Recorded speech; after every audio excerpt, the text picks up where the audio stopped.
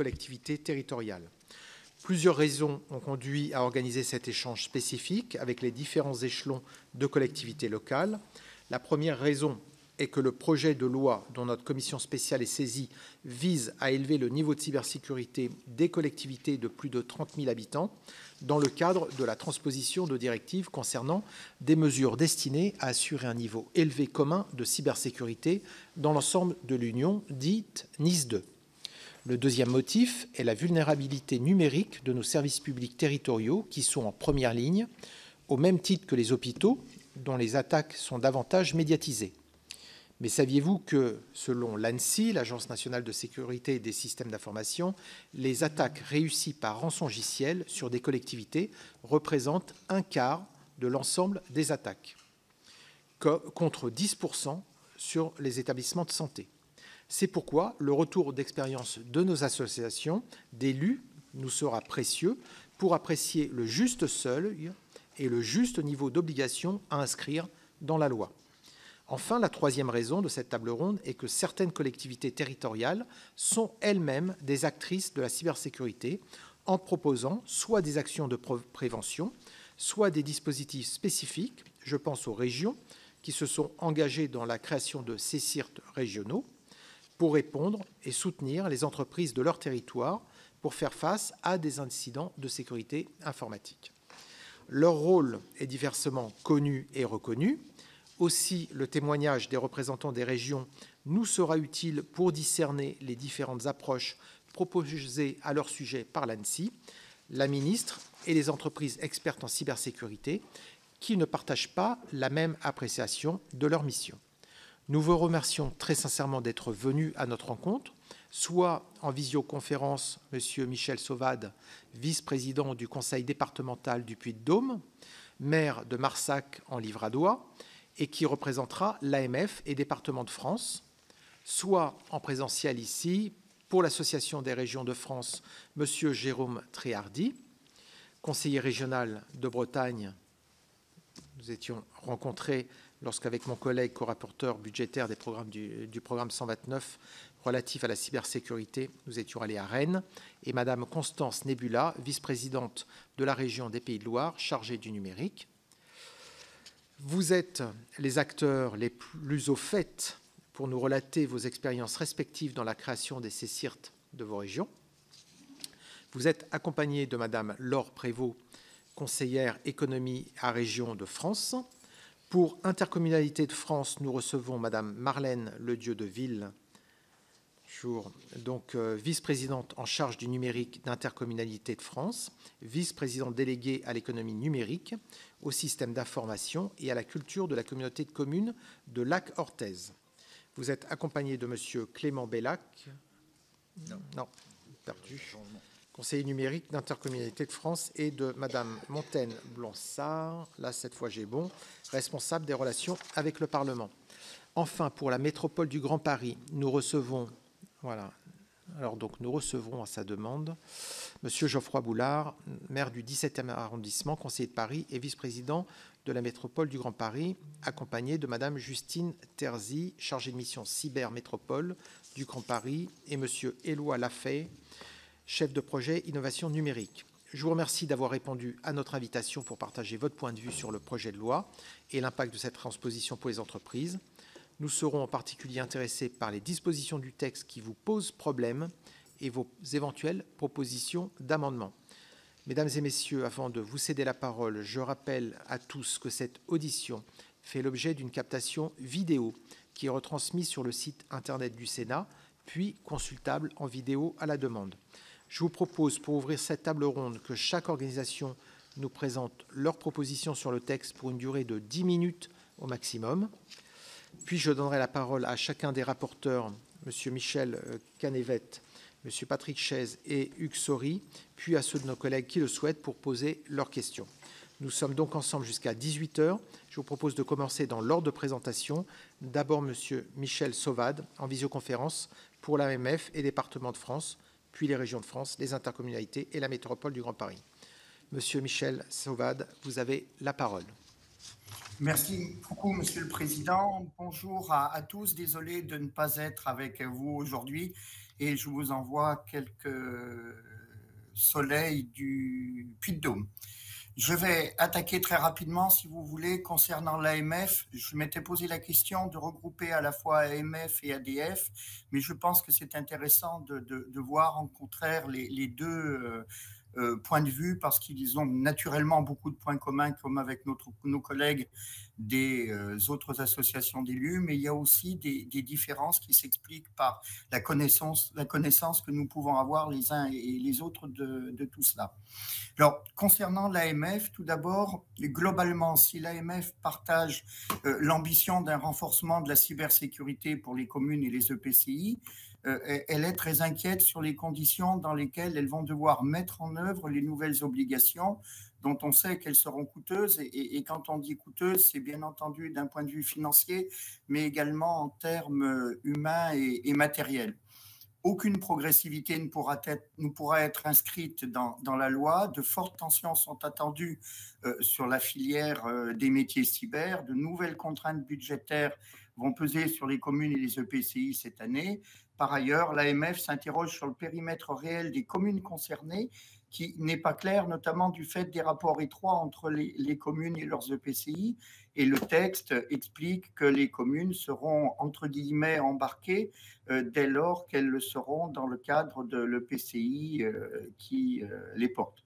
Dans ce contexte, pour l'AMF, la transposition de la directive NIS 2 ne doit pas ignorer cette réalité et doit s'inscrire dans une logique de transition progressive et d'un accompagnement fort de l'État à tout point de vue. C'est ce que je vais vous développer. Je pense que je n'aurai pas besoin de 10 minutes pour laisser un maximum de place à l'ensemble du débat.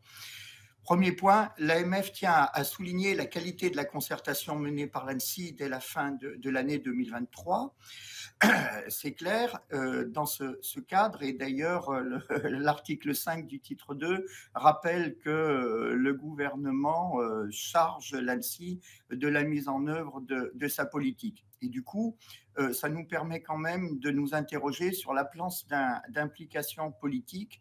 Et je dois dire que pour avoir écouté l'audition de la ministre devant cette commission spéciale, véritablement, on n'a pas forcément été très rassurés.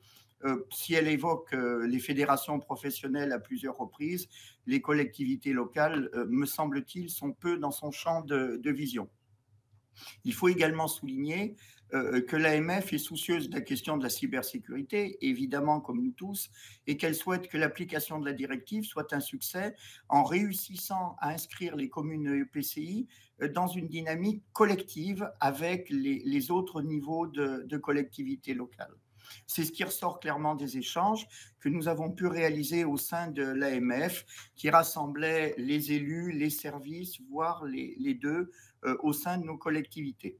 Ceci étant dit, et pour ce faire, il faut que le législateur tienne compte de la réalité des moyens des communes et des EPCI afin que la mise en œuvre soit supportable financièrement et faisable techniquement. La transposition doit donc s'inscrire dans une logique de transition progressive.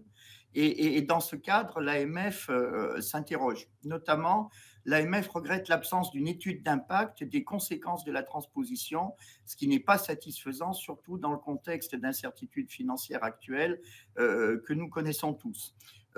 Pour rappel, le cabinet de conseil IDAT, dans un rapport rendu public au mois de novembre 2024, estime que le coût nécessaire en solutions de sécurité pour les collectivités locales s'élèverait à 690 millions d'euros par an pour que les collectivités puissent se conformer aux exigences de NIS 2. À ce chiffre s'ajoute, d'après le même cabinet, 105 millions d'euros par an pour l'embauche et la formation de ressources humaines qualifiées. Les nouvelles obligations sur un plan tant organisationnel que financier seront en effet nombreuses et leur non-respect, c'est notre second point d'inquiétude, pourra engager la responsabilité du maire ou du président de l'EPCI si elles ne sont pas respectées. Et du coup, je reviens à l'audition de la ministre Clara Chapaz. Que penser de la réponse de la ministre interrogée par vous? Je pense que c'était le sénateur Patrick Chaize qui avait posé la question de mémoire sur sa réponse, 2 poids, 2 mesures pour les sanctions entre les collectivités et les administrations de l'État, la ministre soutenant en même temps le Conseil d'État et s'y opposant. sans étude d'impact sur les conséquences financières également de telles obligations pour les communes et les EPCI, l'AMF n'a pas été en mesure de se prononcer sur les périmètres proposés, ce que vous évoquiez, Monsieur le Président, en introduction.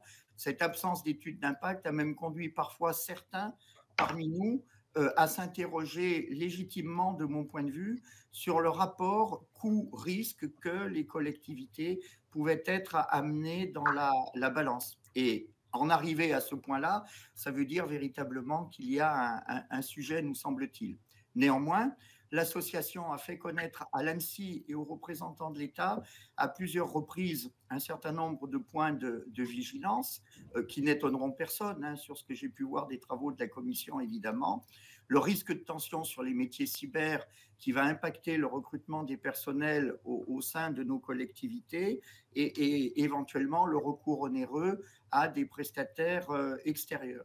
Par ailleurs, des échanges que nous avons pu faire, les deux coprésidents de la commission numérique de l'AMF, Patrick Molinos et moi-même, avec des DSI, des RSSI, mettent en évidence la très grande fragilité de nos structures, à la fois par un portage politique qui est faible à notre échelle et également par les enjeux que cela implique.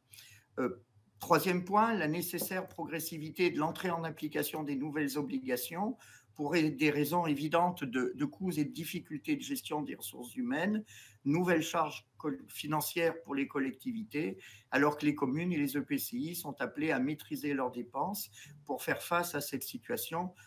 L'accompagnement financier de l'État est indispensable et je rajouterais qu'à côté de cet accompagnement de l'État, il y a forcément un accompagnement par les collectivités que sont les départements et les régions et l'appui des établissements publics de coopération intercommunale. Une inquiétude particulière, justement, est pointée en direction des communautés de communes, donc les plus petits de ces EPCI, et leur capacité à respecter les obligations du futur référentiel. Il y a là une vraie interrogation. Enfin, l'incertitude sur les conséquences réelles de ces nouvelles normes sur les systèmes d'information des communes membres des intercommunalités, puisque toutes disposent de services partagés avec l'ensemble de leurs communes membres, services communs, mutualisation de serveurs, de logiciels, etc. Voilà, Monsieur le Président, très, très rapidement, on pourra peut-être reprendre ensuite. Pour ce qui concerne l'AMF, souhaitez-vous que je continue dans le prolongement avec l'ADF ou souhaitez-vous que nous abordions cette seconde présentation ensuite? Oui, continuez sur les départements, s'il vous plaît. Oui, merci. Donc, concernant l'ADF, là aussi, une certaine symétrie des formes avec des observations générales qui soulignent d'abord la qualité des consultations conduites par l'ANSSI et qui recoupent également les préoccupations exprimées par les collectivités qui n'ont pas reçu de réel écho à l'échelon politique. Les préoccupations exprimées depuis le début des discussions par l'ADF portent sur 3 points: les ressources nécessaires à la réussite du passage à l'échelle, la structuration territoriale d'une politique publique de cybersécurité et le soutien de l'État. Le texte, du point de vue de l'ADF, consiste en une transposition brute de la directive. D'une part, il ne répond pas à ces préoccupations et d'autre part, il renvoie un grand nombre de dispositions au niveau réglementaire sans en fixer suffisamment les principes. Par conséquent, il fait, de notre point de vue, courir le risque de voir la mise en conformité administrative primer sur le développement de mesures véritablement opérationnelles et le rôle de l'ADF, et on le sent dans cette observation globale par rapport à l'AMF, fait que la connaissance des enjeux est vraiment à cette échelle-là principalement. En détaillant maintenant les inquiétudes portées par l'ADF, d'abord les impacts en matière de pratiques de sécurité. Il s'agit de mettre en place ou d'adapter, et c'est le détail finalement de toute la chaîne du développement de la cyber, la gouvernance, les mesures de gestion des risques et des incidents, c'est l'article 17, je crois, qui évoque ce point, le traitement des incidents et les rapports et l'obligation de notification, la sécurité de la chaîne logistique ou de soutien, la sécurisation de l'acquisition, du développement, de la maintenance des systèmes.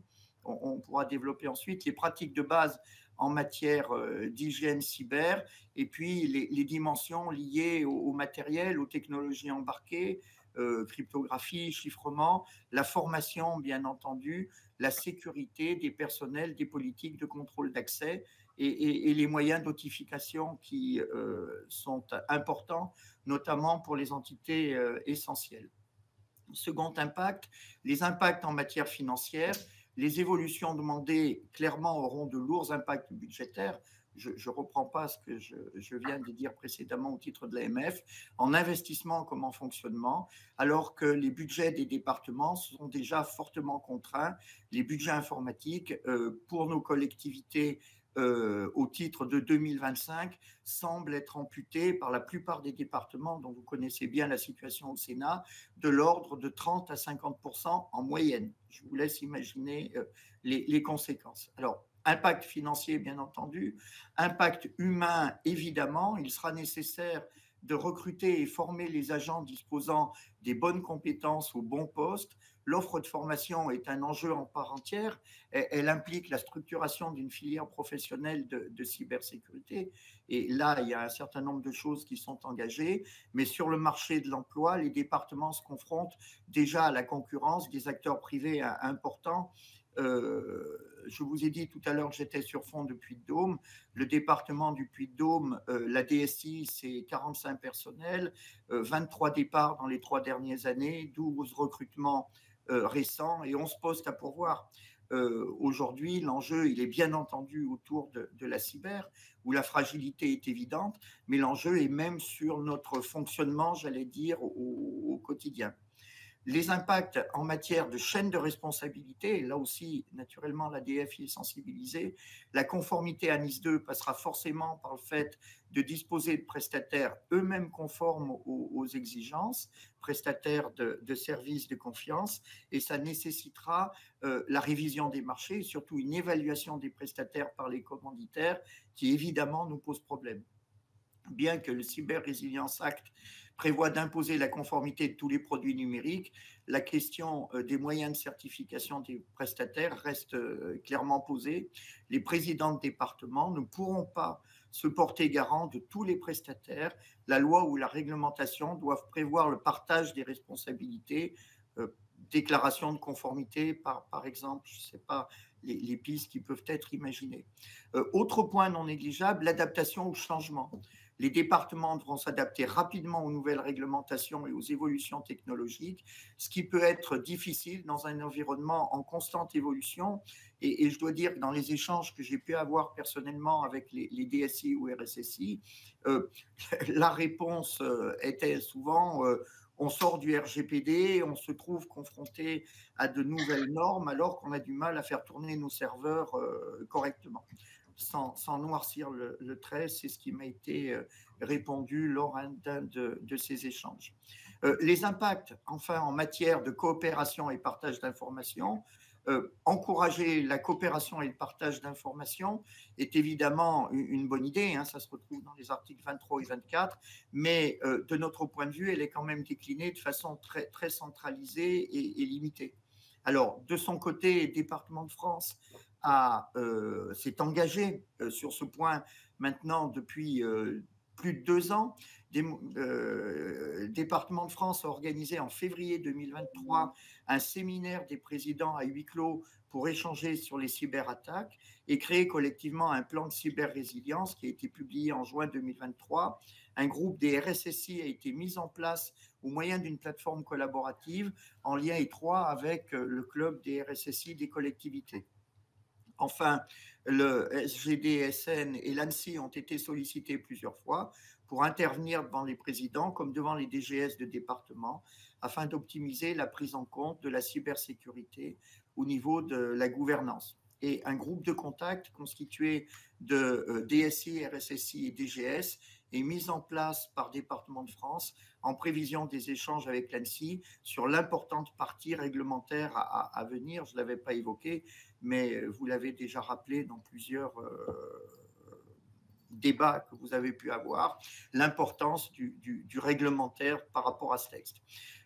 Du coup, par rapport à ça, la réflexion conduite par l'ADF porte sur la structuration d'une politique publique territoriale de cybersécurité. Parmi les conditions d'un passage à l'échelle réussi, la consolidation d'un réseau territorial de cybersécurité s'impose. Il repose aujourd'hui essentiellement sur les CSIRT, vous l'avez rappelé à juste titre, Monsieur le Président, lesquels sont créés par les régions. L'État dispose pour sa part du réseau des délégués territoriaux de l'ANSSI, 1 à 2 par région, et à la limite des forces de sécurité intérieure dont les unités spécialisées sont centralisées au niveau national. C'est clairement très insuffisant et aucune perspective favorable ne se dessine en la matière. Quand on regarde l'étude d'impact sur l'augmentation des moyens mis à disposition de l'ANSSI, on parle d'une 60aine d'équivalents temps plein pour une montée en charge considérable du nombre d'entités à superviser. Cela ne porte pas crédit aux critiques parfois adressées aux régions dépourvues de CSIRT ou mal équipées.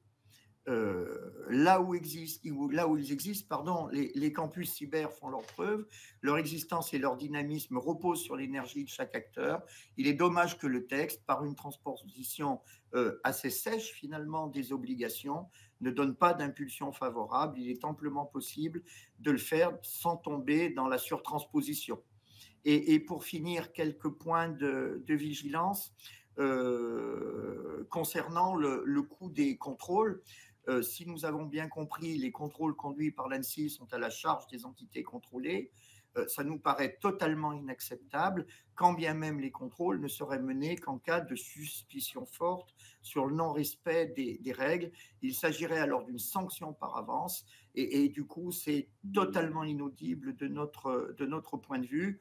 Je vous rappelle l'avis du Conseil d'État d'ailleurs sur la question, et on ne peut que s'interroger du fait que l'État s'exonère pour sa propre administration. Voici, si vous voulez, les éléments de base que je peux verser au débat en vous remerciant. Bien, c'est nous qui vous remercions pour vos propos clairs. Et puis là, vous avez tenu le temps, donc je vais passer. Donc vraiment, je vous remercie beaucoup. Donc je vais passer la parole à Madame Constance Nebula. Et après. Merci, Monsieur le Président, Mesdames, Messieurs les rapporteurs, parlementaires et collaborateurs. Je suis aussi heureuse de retrouver des collègues qui prouvent aussi que la famille des élus impliqués sur les questions numériques est relativement petite, puisqu'on a l'habitude de se croiser et de travailler ensemble. Merci avant tout de questionner, d'interroger les associations de collectivités et de prendre le temps d'avoir le point de vue finalement des élus locaux et des différentes collectivités territoriales, dont les régions sont effectivement directement concernées par la transposition et l'effectivité de cette directive européenne. Vous l'avez rappelé, les régions, de par leur importance, de par leur nombre d'administrés, de par leur criticité sur les données récoltées et traitées, seront considérées comme entités essentielles et devront donc répondre au plus haut niveau de sécurité exigé par la nouvelle directive NIS 2. C'est la raison pour laquelle la prise de parole que je me permets de faire en tant que co-rapporteur des sujets numériques pour Région de France sera concentrée sur le sujet de NIS 2. Vous l'avez indiqué, Monsieur le Président, sur le nombre et le volume d'attaques menées contre les collectivités qui sont référencées et qui sont croissantes. 12 des 18 régions ont été attaquées, certaines très fortement, et ça fait l'objet régulièrement de médiatisation. Les collectivités, comme d'autres structures publiques, comme les établissements de santé, sont devenus des cibles, on le sait, et je pense que ça n'étonnera personne autour de la table. On est donc considéré comme entité essentielle. C'est la raison pour laquelle on a un niveau, je dirais, d'intérêt et d'exigence par rapport à ce texte qui est particulièrement fort, considérant aussi que les régions ont une place centrale sur le sujet de la cybersécurité, ce que j'évoquerai également de manière un peu plus large.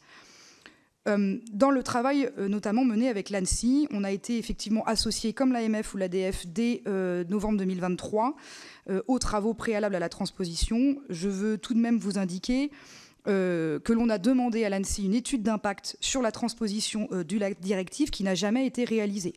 De la même manière que ça a été évoqué par Michel Sauvade, on a demandé effectivement d'estimer les coûts pour les régions qui sont non estimées, notamment pour un bénéfice-risque, et d'avoir une étude de coût réelle réalisée par l'ANSSI et de porter à la connaissance des élus locaux les coûts réels et les coûts induits. D'autant plus dans un contexte budgétaire relativement tendu, dans un contexte où il y a des arbitrages budgétaires, et que si on ne mobilise pas les élus, les collègues sur les moyens financiers à prioriser, ça va passer à la trappe et ce sera trop tard une fois la directive, je dirais, en place.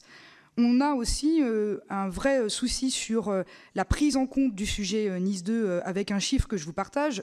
Sur 500 décideurs informatiques interrogés dans le baromètre de la maturité cyber, 23% n'ont jamais entendu parler de NIS 2. Et seuls 24% se déclarent prêts.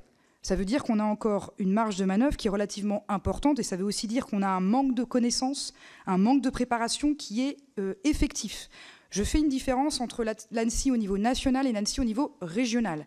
Comme ça a été dit également, au niveau régional, on a plutôt des bons contacts, mais les moyens sont faibles.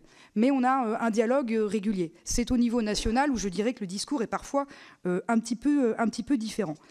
A été évoquée aussi la question des CESIRT, et donc forcément la question du financement, de la pérennité des CESIRT.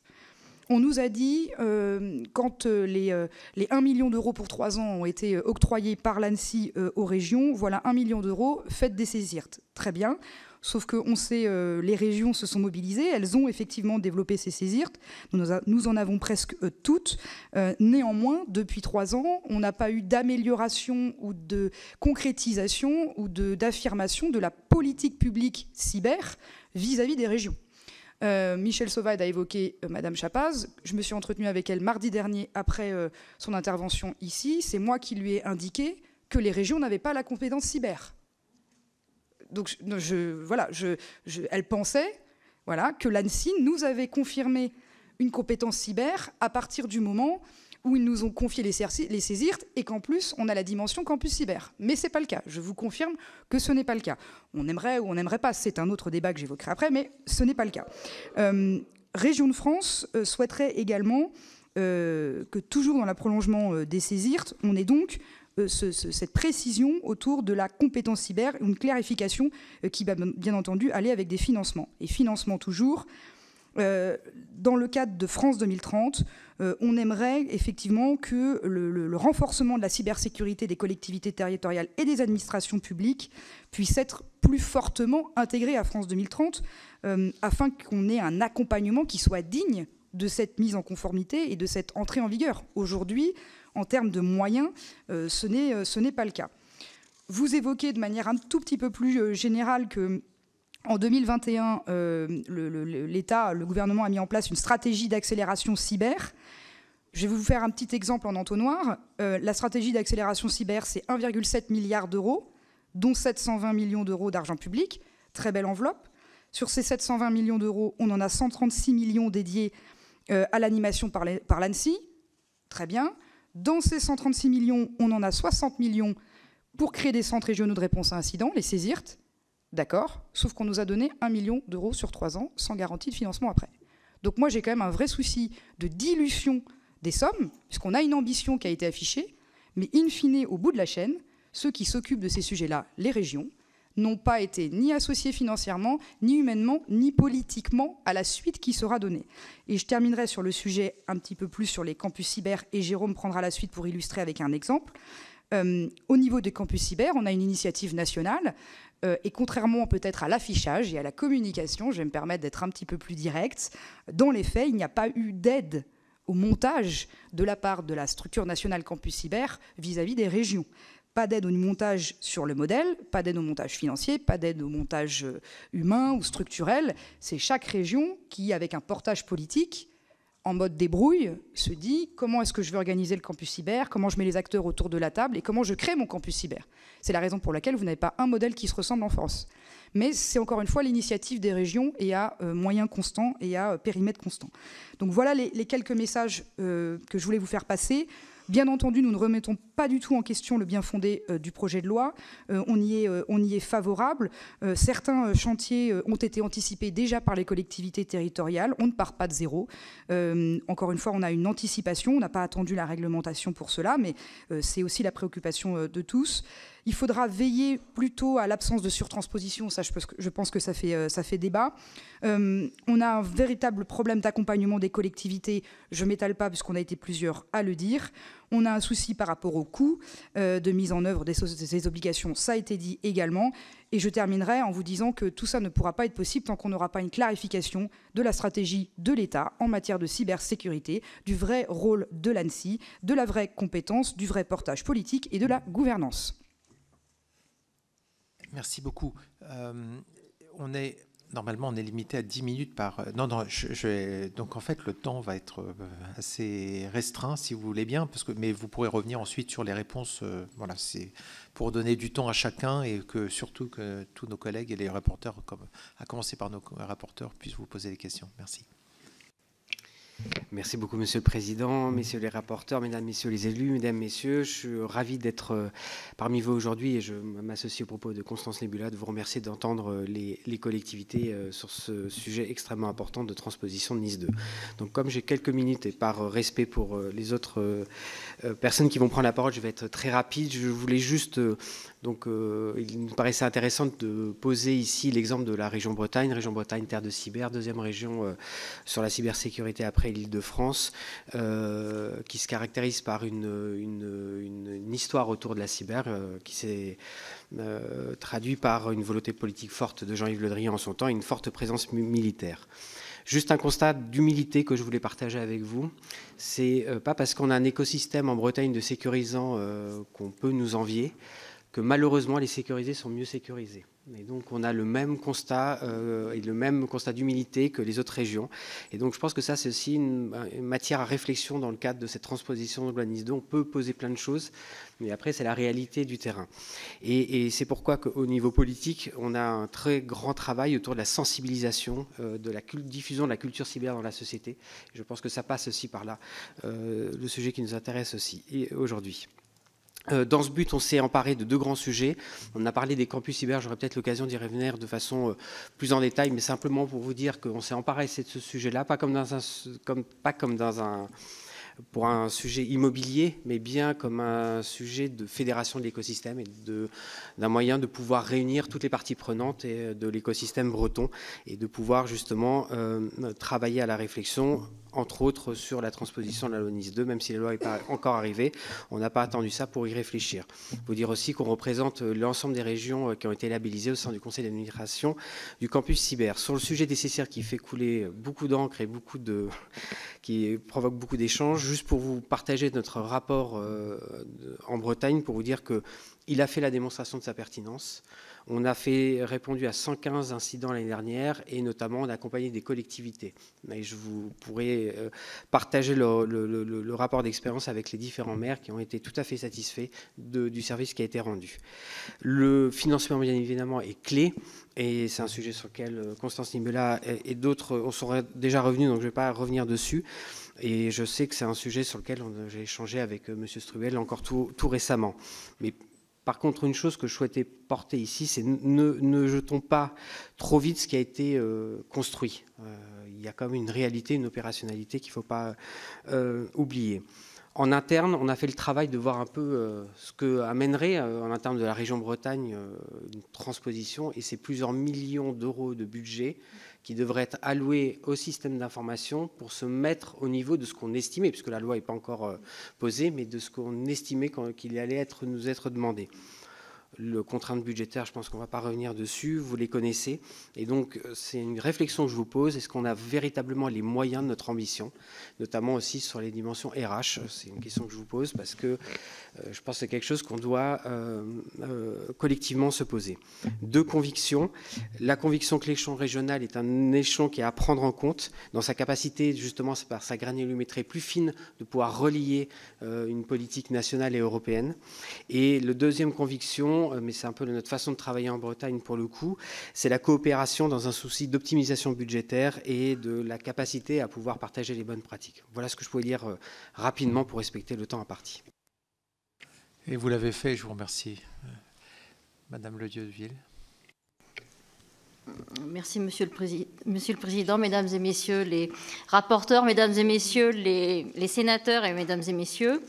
Donc, en ce qui concerne l'intercommunalité de France, bon, déjà, nous sommes ravis, d'une certaine manière, c'est une façon de parler, mais de cette perspective de la transposition NIS 2, puisque les intercos, pour vous faire un petit portrait, les intercommunalités avaient lancé aussi un baromètre il y a 2 ans de maturité numérique, c'est beaucoup plus large, avait mis la cybersécurité comme première priorité des intercommunalités. Donc ça montre bien qu'elles sont conscientes du problème. On le voit bien déjà entre 2022 et 2023, il y a eu 187 attaques, c'est les sources de l'ANSSI.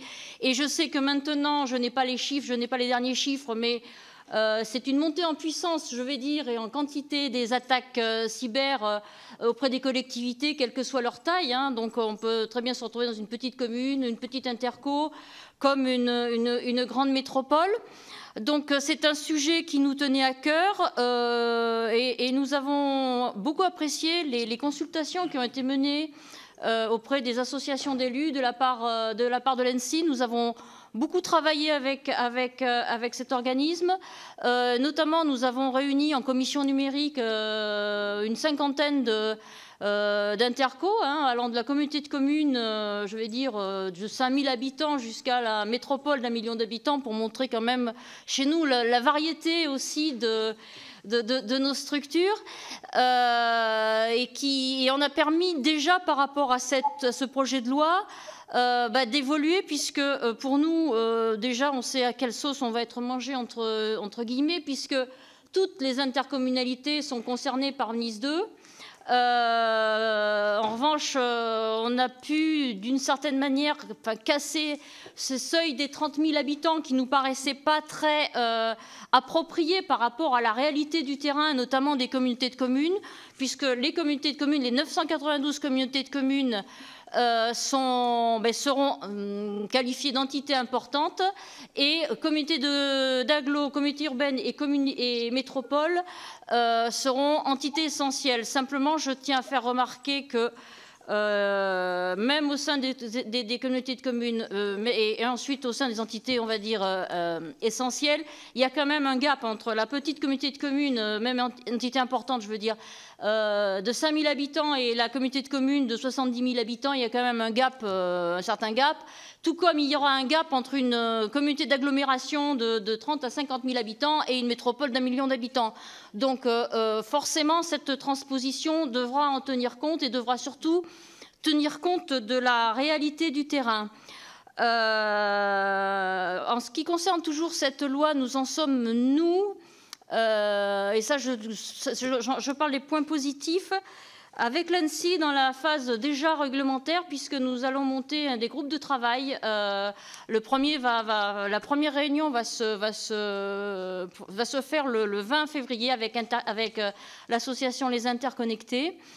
Un groupe de travail avec l'ANSSI qui va réunir pour la phase réglementaire un petit groupe de métropole, un groupe un petit peu plus important de communautés d'agglo, et un groupe encore plus important de communautés de communes, pour que vraiment l'ANSSI puisse se faire une idée de la réalité du terrain. Donc ces réunions, ce sera pour faire justement étudier un petit peu l'impact pour chacun en fonction des strates de cette transposition, parce que comme tout le monde, on attend toujours une étude d'impact, mais on disons que notre objectif, c'est vraiment de la confronter au terrain, voir où sont les difficultés, pour l'ANSSI aussi, pour qu'elle comprenne où sont nos difficultés, et puis faire des propositions de mesures adaptées, adaptées au terrain. Je voulais aussi mettre en avant notre rôle mutualisateur auprès des communes. Donc, nous y sommes très attachés et Nice 2 peut être l'occasion aussi pour nous, d'une certaine manière, d'accompagner. Alors, plus ou moins fortement les communes, ça peut aller simplement de la sensibilisation à une plus grosse mutualisation, mais là encore, la transposition, cette loi doit fournir un cadre clair et je dirais presque simple ou pratico-pratique pour nous permettre d'avancer dans le bon sens. Après, au niveau des points de vigilance, je vais rejoindre un petit peu tout ce qu'ont dit mes collègues. Donc, je ne vais pas avoir besoin, disons, de prendre beaucoup de temps. Pour nous, comme pour tout le monde, il y a un aspect, la proportionnalité, principe de proportionnalité de délai qu'on nous dit qui seront pris en compte. Simplement, on est encore dans le flou concrètement, ça va être pris en compte comment. Comme je le disais tout à l'heure, on a des très petites intercos, tout comme des plus grosses. Donc cette proportionnalité, même au sein des entités importantes, on va nous demander un certain nombre d'obligations et notamment de remontées d'informations au moment où une entité est attaquée. Il faudra être sûr que ça ne sera pas une fois qu'on aura la tête dans le guidon, une prise de tête. Alors l'ANSSI nous dit ce sera des questionnaires tout simples à remplir, mais ce sont des aspects, des choses qu'on demande à voir, puisque on nous dit beaucoup de choses, ça va être facile. Enfin, moi, j'ai déjà discuté à plusieurs reprises avec l'ANSSI, et au moins pour les entités importantes, on est déjà plus flou pour les entités essentielles. Vous inquiétez pas, vous n'avez même pas besoin d'un RSSI, un simple référent cybersécurité suffira.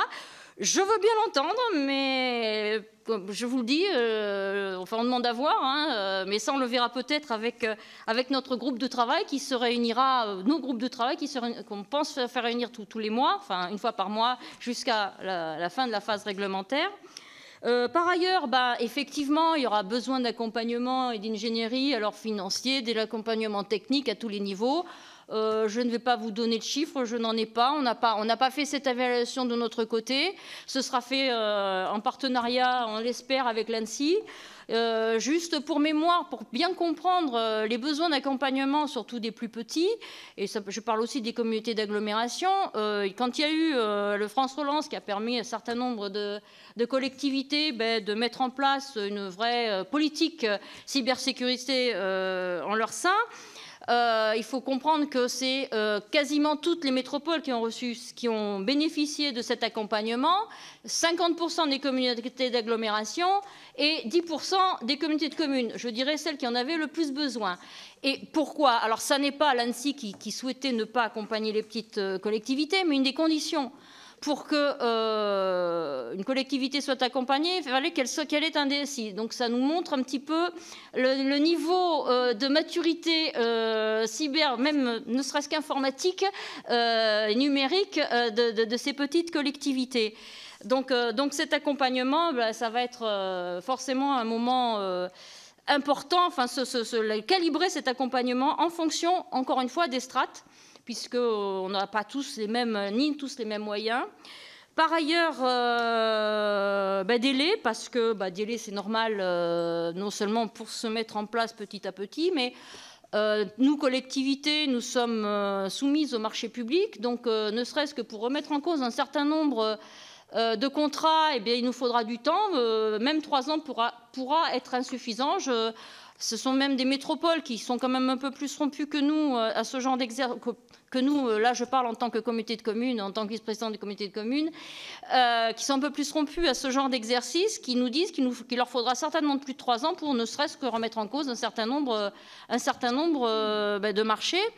Par ailleurs, et ça concerne énormément les plus petits qui font appel à des sociétés extérieures, à des prestataires extérieurs, on va manquer cruellement de prestataires privés et de proximité, parce que j'entends beaucoup parler de grands groupes, mais ça n'est pas suffisant. On ne veut pas non plus tuer le marché local ou l'entreprise locale. On y tient. Nous-mêmes avons la compétence développement économique et on serait embêtés, très embêtés, que ce ne soit plus que des grands groupes qui prennent la main, et puis ne serait-ce qu'une question de coût, n'en parlons même pas. Comme j'ai entendu, effectivement, on va avoir un problème aussi donc, au niveau des prestataires, et surtout, effectivement, ne pas nous demander d'être garant de la cybersécurité des outils qui nous sont proposés, quoi, parce que nous n'en sommes pas forcément capables de vérifier qui fait quoi. Donc ce qu'on a déjà demandé et ce qu'on nous dit qu'il y aura, ce sont pas mal de prestataires certifiés ANSSI, certifiés... Là encore, comme tout à l'heure, ça nous va, mais encore faut-il qu'on les voit venir, qu'on voit comment ça se goupille. Et je sais, moi aussi, pour être au campus cyber, ma collectivité Nouvelle-Aquitaine, le travail qui est fait par les campus cyber et les entreprises pour justement monter en compétences, et je salue ce travail qui est énorme, et j'espère que ce sera bien pris en compte par l'État à ce niveau-là. Bien sûr, tout ce qui va être, je me dépêche, ressources humaines, on l'a dit, on va avoir des soucis de recrutement, et notamment pour les plus petits, comment rémunérer ces recrutements. Et alors, je vais aller très vite cette fois, et puis au niveau plus national, on a besoin de visibilité. Au niveau régional, c'est pareil. Visibilité des acteurs locaux, être sûr qu'ils seront encore là dans 1 an, dans 2 ans, et qu'on pourra toujours travailler avec eux. Et les visibilités au niveau, par exemple, interministériel, au niveau des associations d'élus, n'est pas toujours facile de discuter correctement avec l'État, dans la mesure où parfois plusieurs ministères sont impliqués, et on espère avoir un peu plus de visibilité à tous les niveaux. Et on attend aussi de l'État une communication plus institutionnelle pour informer l'ensemble des acteurs. Voilà, j'ai terminé. Merci. Vous avez commenté l'interministériel pour les intercommunalités en montrant qu'il y avait un besoin de fluidité. Monsieur Geoffroy Boulard, nous vous avions présenté avant que vous n'arriviez, donc nous savons tous qui vous êtes. Bienvenue. Merci, Monsieur le Président, Messieurs les rapporteurs, Mesdames les sénatrices, Mesdames les sénateurs. Je vais rapidement représenter la métropole du Grand Paris, qui couvre 130 maires, 11 territoires et 3 départements, les Hauts-de-Seine, la Seine-Saint-Denis, le Val-de-Marne et quelques communes limitrophes de l'Essonne et du Val d'Oise. Les compétences de la métropole sont en matière de pilotage essentiellement des différents enjeux liés à l'environnement, l'attractivité, l'énergie, l'habitat ou encore l'aménagement. La métropole du Grand Paris, face à ces défis, a souhaité construire un écosystème favorable à l'innovation à travers notamment le pilotage de dispositifs et actions dédiées à l'innovation et au numérique sur son territoire. La métropole du Grand Paris porte également des programmes afin d'accompagner les communes dans son périmètre, dans leur digitalisation ou dans le lancement de programmes innovants en matière de data ou de numérique. À titre d'exemple, la métropole met en œuvre des programmes d'accompagnement et de cofinancement d'expérimentation de solutions innovantes ou numériques, programmes innovés dans la ville ou quartier métropolitain d'innovation, mais aussi des réseaux d'acculturation aux enjeux numériques et d'innovation avec des académies de formation, dites le réseau des explorateurs, destiné aux agents des différentes communes sur la base du volontariat, et un réseau d'élus d'innovation et du numérique. La métropole du Grand Paris réfléchit également à la construction d'une stratégie autour de l'intelligence artificielle qui sera présentée en avril au Conseil métropolitain. Le développement du numérique et de l'innovation, c'est une source d'opportunité pour les acteurs de son périmètre, mais la métropole reste naturellement vigilante aux impacts que peut avoir ce développement, que ce soit à travers la maîtrise inégale des compétences numériques, l'impact environnemental du numérique et l'apparition de nouvelles dépendances et fragilités face à l'efficience de nos systèmes d'information et le besoin, vous l'aurez compris, de renforcer la cybersécurité. Et nous avons, dès 2019, adopté, dans le schéma métropolitain d'aménagement numérique, un soutien comme prioritaire à la gestion et à la sécurisation des données publiques. Alors, le risque cyber sur les collectivités, je ne vais rien vous apprendre, vous le connaissez, vous l'avez étudié, et vous êtes évidemment en prise directe dans le cadre de l'examen de Nice 2. Avec, je voudrais reparler peut-être quand même de l'étude cyber-malveillance de 2024, qui montre qu'une collectivité sur 10 déclare avoir été victime d'une ou plusieurs attaques au cours de l'année 2024, que l'hameçonnage est la cause principale dans 30% des cas, que 45% des collectivités attaquées n'en connaissent pas la cause, et que les collectivités touchées ont principalement déploré, première chose, une interruption d'activité de service, mais aussi une destruction ou un vol de données, ou encore une perte financière. Il faut quand même rappeler, c'est toujours cette étude qui fait référence, qui rappelle que 44% de ces communes estiment être faiblement exposées au risque, et 18% ne savent pas évaluer le risque. Un chiffre qui s'explique, moi je le pense, par le fait qu'elles pensent ne pas être vulnérables et qui les amène à surestimer l'efficacité de leur système de protection et à être insuffisamment préparées aux cyberattaques. C'est aussi une fracture qui se creuse entre les communes. Ça a été rappelé à l'instant. Il y a des dispositifs d'aide autour de la cybersécurité et plusieurs communes, effectivement, à travers France Relance ou encore Aide Cyber, peuvent bénéficier de ces aides. Mais il faut dire qu'il persiste un manque de connaissances, d'accompagnement, des moyens humains et financiers, notamment au niveau des petites communes. L'étude, d'ailleurs, cyber-malveillance, constate qu'il n'y aura pas d'évolution majeure des budgets consacrés à l'informatique et à la sécurité des systèmes d'une année sur l'autre, et que 73% des petites et moyennes collectivités ont un budget informatique annuel de moins de 5 000 euros. Et 2/3 de ces communes n'envisagent pas d'évolution sur ce plan à la hausse, alors qu'elles s'estiment fortement exposées au risque.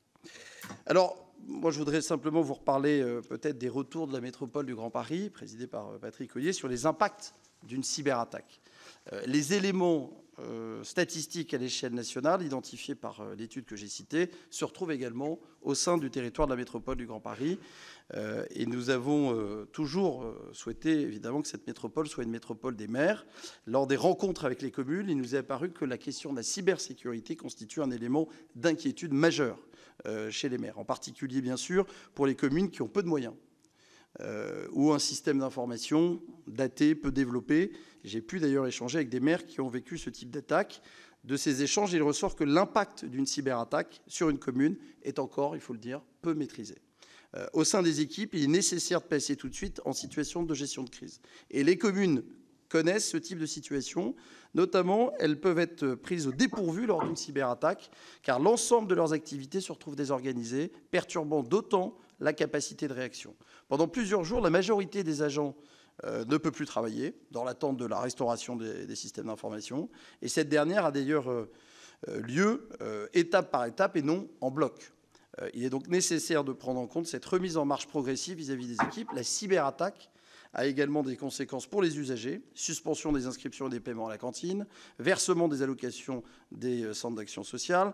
L'équipe politique, notamment le maire, est alors, vous l'aurez compris, en première ligne. Et une cyberattaque entraîne aussi des répercussions sur le long terme. Certaines villes ont mis entre 2 et 4 années pour s'en remettre et pour remettre à jour surtout certaines données de paiement à la cantine, par exemple.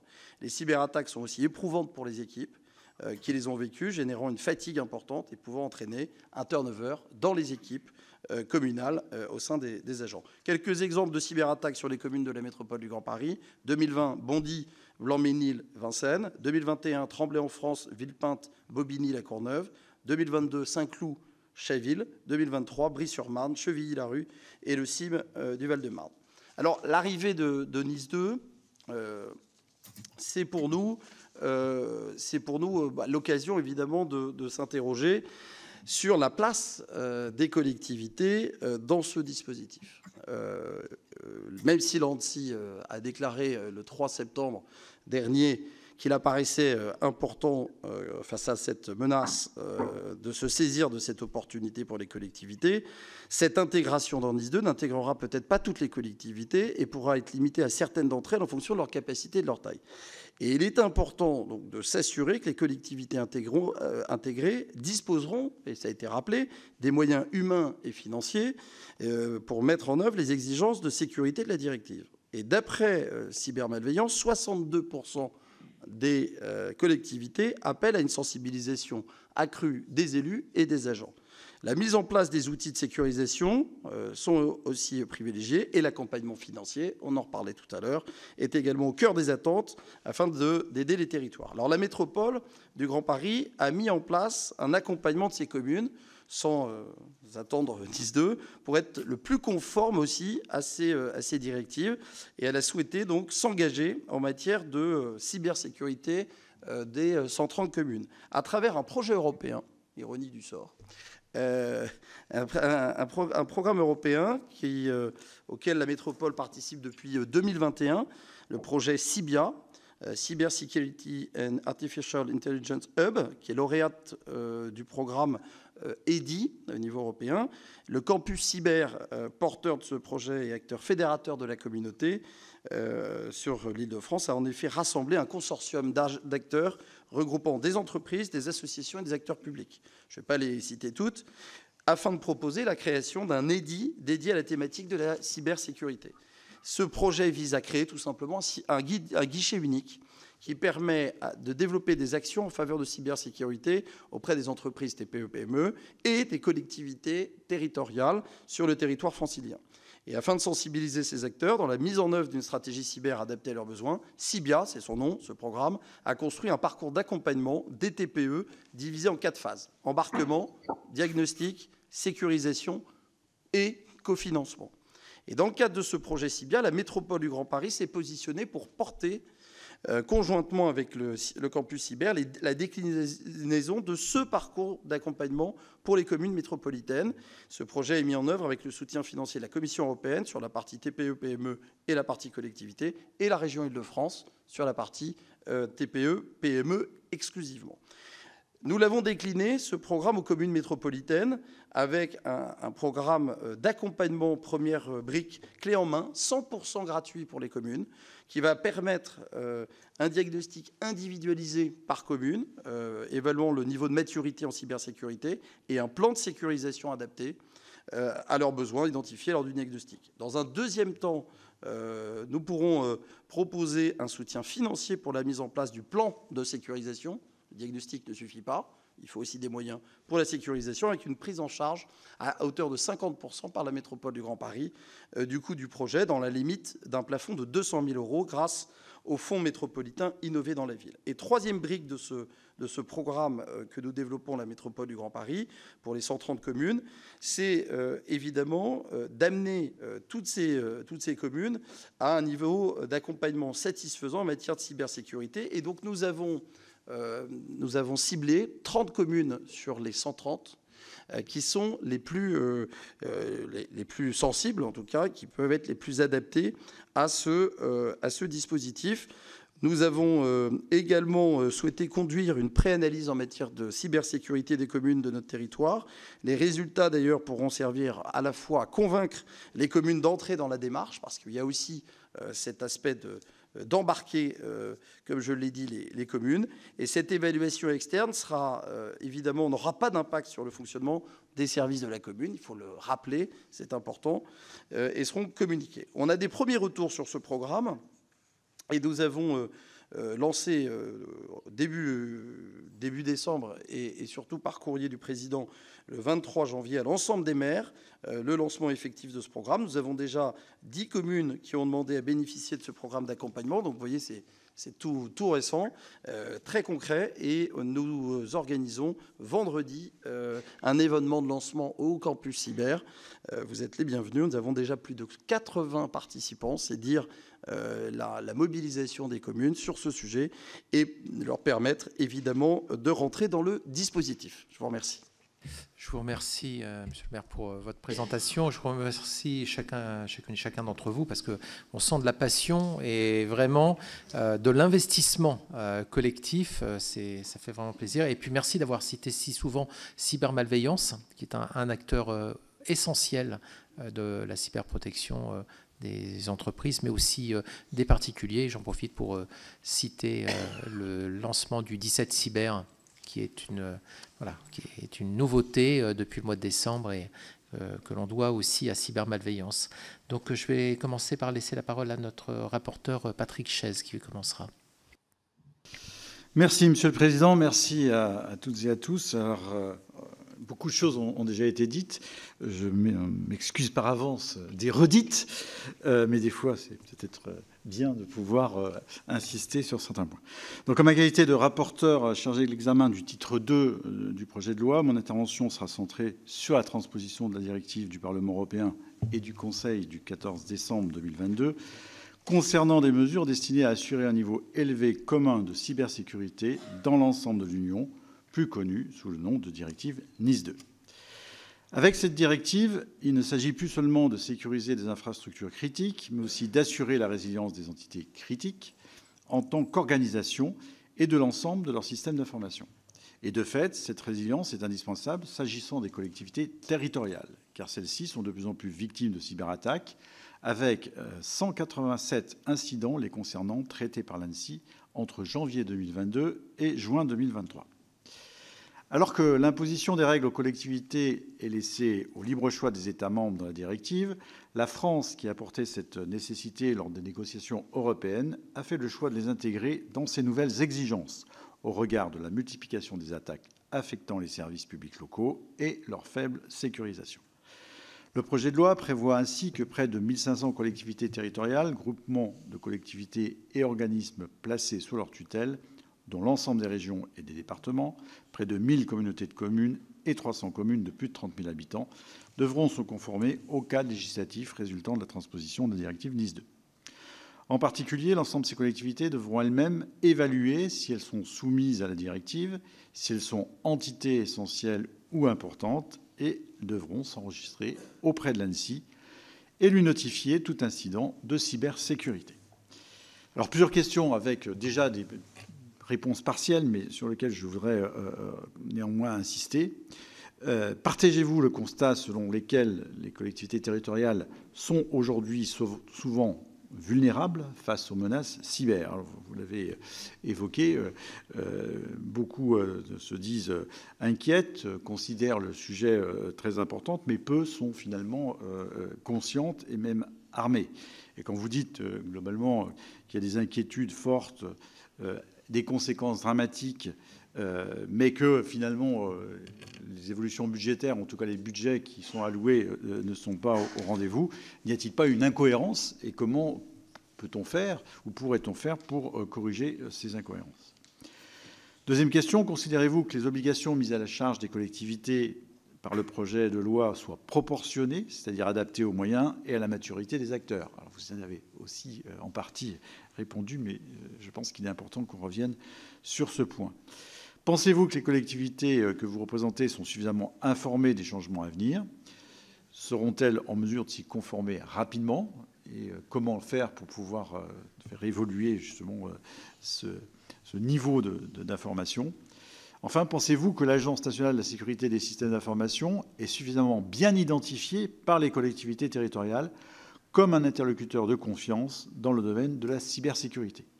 Car les entités régulées par la directive NIS 2 devront s'enregistrer auprès de l'ANSSI, je vous l'ai dit, mais aussi lui signaler tous les incidents significatifs de cybersécurité. Donc la relation collectivité-ANSSI doit être fluide. Voilà pour mes questions, Monsieur le Président. Merci, Monsieur le rapporteur. Est-ce que ça ne vous dérange pas si on prend les deux autres questions des rapporteurs? Comme ça, voilà, effectivement, je pense aussi. Monsieur le rapporteur. Merci, Monsieur le Président, Mesdames et Messieurs. Donc, Hugues Saury, je suis sénateur du Loiret, je suis membre de la Commission des Affaires étrangères et de la Défense au Sénat, et c'est à ce titre que donc je m'étais proposé d'être rapporteur du titre premier, donc plus spécifiquement de la transposition de la directive REC. Je ne vais pas vous faire la même introduction que mon collègue pour vous laisser plus de temps pour répondre, mais j'ai quelques questions également à vous poser. Quel bilan tirez-vous du dispositif actuel de sécurité des activités d'importance vitale pour les collectivités territoriales ? Quelques-uns d'entre vous ont donné des statistiques, mais je serais intéressé de savoir dans chacune de vos organisations quelle est la proportion des entités que vous considérez être robustes par rapport dans vos différentes associations. Quelle est la proportion de régions, de communes, de départements que vous considérez comme étant engagés dans une politique de défense cyber et considérés comme robustes par rapport à ce risque. Comment évaluez-vous la philosophie générale de la directive REC et du titre premier du projet de loi, notamment leur priorité donnée à la résilience sur la simple protection ? Quel regard portez-vous sur les définitions inscrites à l'article 1er du projet de loi, activités d'importance vitale, infrastructures critiques, points d'importance vitale et systèmes d'information d'importance vitale ? Selon vous, les obligations prévues dans le titre premier, plan de résilience opérateurs et particuliers, notification d'incidents, exigences spécifiques pour les entités critiques européennes, sont-elles pertinentes et proportionnées ? Comment jugez-vous les mécanismes de contrôle, d'astreinte et de sanctions prévus en cas d'obstruction qui pourront aussi s'appliquer aux collectivités territoriales ? Puis enfin, le Conseil national d'évaluation des normes a émis un avis défavorable sur ce projet de loi au regard des coûts non compensés qu'il engendrera. Chacun vous avez insisté sur le fait qu'évidemment, il y aurait des coûts induits. Pourriez-vous nous indiquer quelles mesures pourraient être prises par l'État pour accompagner les collectivités, leurs groupements ou leurs établissements qui seront désignés OIV dans la mise en œuvre de leurs obligations ? Je vous remercie. Merci beaucoup. Sénateur Michel Canevet, rapporteur. Merci, Monsieur le Président, Mesdames et Messieurs, chers collègues. Effectivement, je suis co-rapporteur pour la partie DORA, mais je ne pense pas que, pour ce qui concerne les collectivités territoriales, il y ait, au niveau des organismes financiers, des particularités. Sinon, vous pourrez me le dire. Donc, je vous pose deux questions à titre général. La première, pour savoir si, à votre avis, on est dans un contexte de surtransposition pour ce qui concerne les obligations faites aux collectivités territoriales sur NIS 2. Et la deuxième question, c'est sur le délai pour la mise en œuvre. Est-ce que les choses vous semblent claires ou souhaitez-vous qu'il y ait des délais un peu supérieurs pour la mise en œuvre et le respect des obligations, si vous considérez que ce n'est pas de la surtransposition? Merci. Mes chers collègues rapporteurs, est-ce que vous acceptez que les collègues posent leurs questions en complément ou directement? Parce que comme ça va éviter... Vous allez avoir un exercice de collectivité sénatoriale. Okay. Donc, Michael Vallet d'abord, et puis ensuite... Merci, Monsieur le Président. Michael Vallet, je suis sénateur de la Charente-Maritime. On a parlé de questions de moyens et de ressources humaines, on a parlé de questions d'acculturation aussi. Et passez-moi l'expression, est-ce que pour éviter de réinventer l'eau chaude sur ces questions d'acculturation, on pourrait essayer de profiter d'un exercice qui existe déjà dans un certain nombre de communes? Donc je m'adresse plus aux représentants des communes, donc à notre collègue Michel Sauvade et puis au Grand Paris, en reprenant par exemple une recommandation de l'AMF qui, dans son guide sur la cybersécurité de novembre 2020, affirmait que les plans de crise des communes et des intercommunalités devraient être complétés par un volet numérique. C'est aussi une proposition qui a été formulée par les élus au numérique lors du 5e congrès national organisé par Ville Internet en 2023 et qui proposait de rendre obligatoire une périodicité d'exercice de cyberattaque. Sur les 21 000 et quelques communes en France tenues de rédiger ce qu'on appelle un plan communal de sauvegarde, bon, on distingue Châteauroux ou Colmar qui ont déjà intégré le risque cyber dans le PCS. Est-ce que vous pensez tout simplement que ça pourrait être une piste où, à l'occasion des renouvellements des plans communaux de sauvegarde, on pourrait faire en sorte de systématiser un chapitre sur le risque cyber, sans aller forcément très loin, mais pour faire une pierre deux coups? La sénatrice Catherine Morin-Desailly. Merci, Monsieur Président, je suis sénatrice de Seine-Maritime et conseillère régionale de Normandie. Donc je suis extrêmement sensible à ce que mes collègues en face ont, comment dirais-je, expliqué à propos de la position de Région de France, et je partage complètement les remarques que vous avez formulées. La transposition de ce texte met clairement en lumière, en réalité, les carences d'un État qui est tout sauf stratège.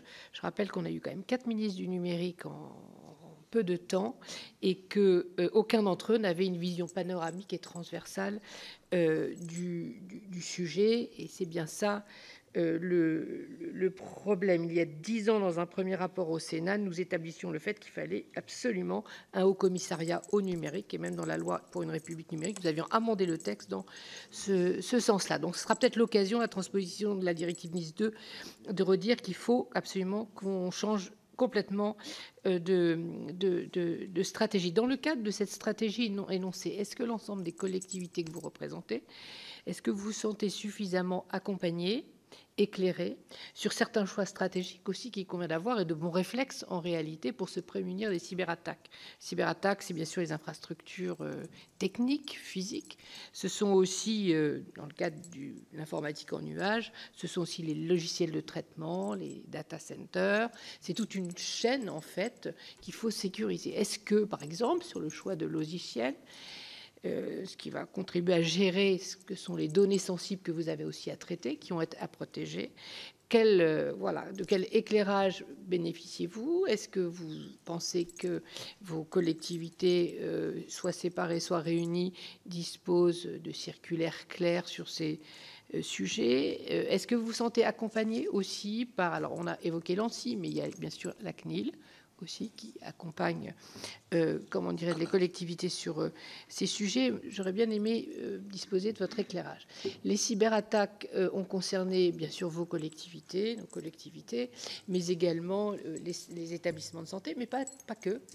Des lycées, il n'y a pas si longtemps que ça, aussi subi des cyberattaques. Voilà. Vous avez chacun des niveaux à votre niveau... les établissements scolaires en responsabilité, lycée, collège, école. Il y a des choix technologiques aussi à opérer quand vous équipez les élèves, les établissements, des choix à la fois d'outils, mais également de logiciels de traitement. Encore une fois, comment ça se passe par exemple avec l'éducation nationale, avec les commissions dédiées avec des directives claires? Avez-vous en face de vous des personnels qui vous semblent formés et compétents sur ces sujets? Car la formation des formateurs est obligatoire. Je dois dire que je me suis presque étranglée quand j'ai découvert que ma propre région, c'était elle qui finançait des dispositifs pour prévenir les excès des écrans, et du coup des cyberattaques à travers les écrans, et que ce n'était pas l'éducation nationale qui faisait ce travail-là. Voilà, c'est une question assez simple, mais qui rentre quand même dans le champ, la réflexion sur la cybersécurité. Merci, ma chère collègue.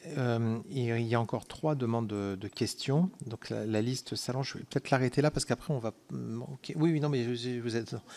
Voilà, c'est ça. Donc, j'ai Ludovic Hay et ensuite vous-même. Donc, ça s'allonge, mais il faudra vous mettre d'accord pour vous compléter dans les réponses. Voilà, c'est ce que je veux dire. Donc, Ludovic.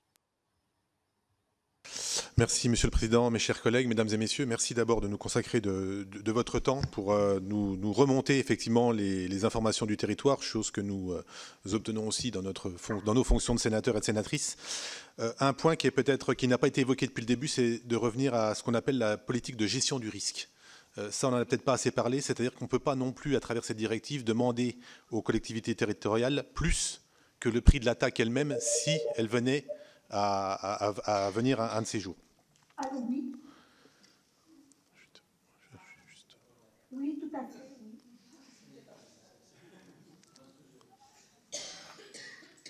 Une cyberattaque? Ludovic, oui, je poursuis. Aujourd'hui, une politique, et vous l'avez dit, je crois que c'est vraiment le point commun de toutes vos interventions, c'est de dire qu'une politique claire et efficace au niveau national n'empêche en rien une articulation agile au niveau territorial Je vous dis ça parce qu'aucune collectivité, vous le savez comme moi, ne ressemble à une autre, aussi bien dans le fond que dans la forme, par leur taille, par leur implantation géographique, mais aussi dans le fond, puisqu'il y a des collectivités qui sont spécialisées dans la délivrance de papiers d'identité, d'autres dans l'instruction de permis de conduire, ou encore spécialisées dans le volet social. Donc ça en fait des communes et des collectivités différentes qui n'ont pas forcément les mêmes besoins et les mêmes données à protéger. Simplement, je vais aller à l'essentiel. Cette directive ne doit pas constituer, je l'ai déjà dit la dernière fois, une épée de Damoclès supplémentaire sur la tête des communes qui en ont déjà plusieurs sur d'autres sujets. Je crois que c'est extrêmement important. Surtout que mettre de toute façon les communes au pas avec une sanction en filigrane n'a jamais été vraiment une solution à un gage d'efficacité. Le deuxième point qui est important, c'est qu'aujourd'hui, ça c'est très important, mettre un coefficient de proportionnalité entre l'argent investi et le niveau de sécurité atteint, pour moi, est utopique. C'est tout à fait le contraire. Moi, j'essaye d'aller dans les communes pour leur dire qu'on peut aujourd'hui se protéger de manière efficace sans investir trop. Et je crois qu'il ne faut pas non plus qu'on aille dans une course en avant, dans une fuite en avant, où les communes vont devoir faire des études préalables, etc. Elles n'en ont d'ailleurs déjà pas les moyens, au risque de pouvoir ne pas aller au bout du système. Faisons attention aussi que ce qui peut apparaître comme un investissement au départ peut se transformer en du fonctionnement dans les années au fil du temps, sachant que c'est un peu ce qui pose problème aux communes dans leurs budgets communaux. Enfin, ce que je voulais vous dire in fine, en tout dernier, c'est que les actions de bon sens qui peuvent être mises en place au niveau des communes, parfois, c'est simplement de l'identification de données critiques. Quelle est l'identité, quelle est l'information qui est critique dans cette collectivité territoriale et quelle est leur politique de restauration en cas de problème. Avec ces deux questions-là, on arrive quand même pas mal à les rassurer et à pouvoir agir efficacement en cas de problème. Et enfin, au niveau RH, vous l'avez dit, mais je crois que c'est utopique, malheureusement, pour certaines communes, de pouvoir s'offrir les services d'un spécialiste cyber alors qu'elles n'ont déjà pas la possibilité de se prendre une secrétaire générale de mairie à plein temps. Donc là aussi, il faudra qu'on soit très vigilant. La solution pourrait être de tout transférer à l'EPCI. Là, je crois qu'il faut aussi être très vigilant parce qu'on créerait une fracture numérique supplémentaire. Merci à vous. Merci, chers collègues. Madame Audrey Linkenfeld. Merci, Monsieur le Président. Bonjour à tous. Audrey Linkenfeld, donc je suis sénatrice du Nord, élue de la ville de Lille. En tant qu'élue de la ville de Lille, à l'époque comme première adjointe, j'ai eu à subir, il y a 2 ans maintenant, une cyberattaque d'ampleur.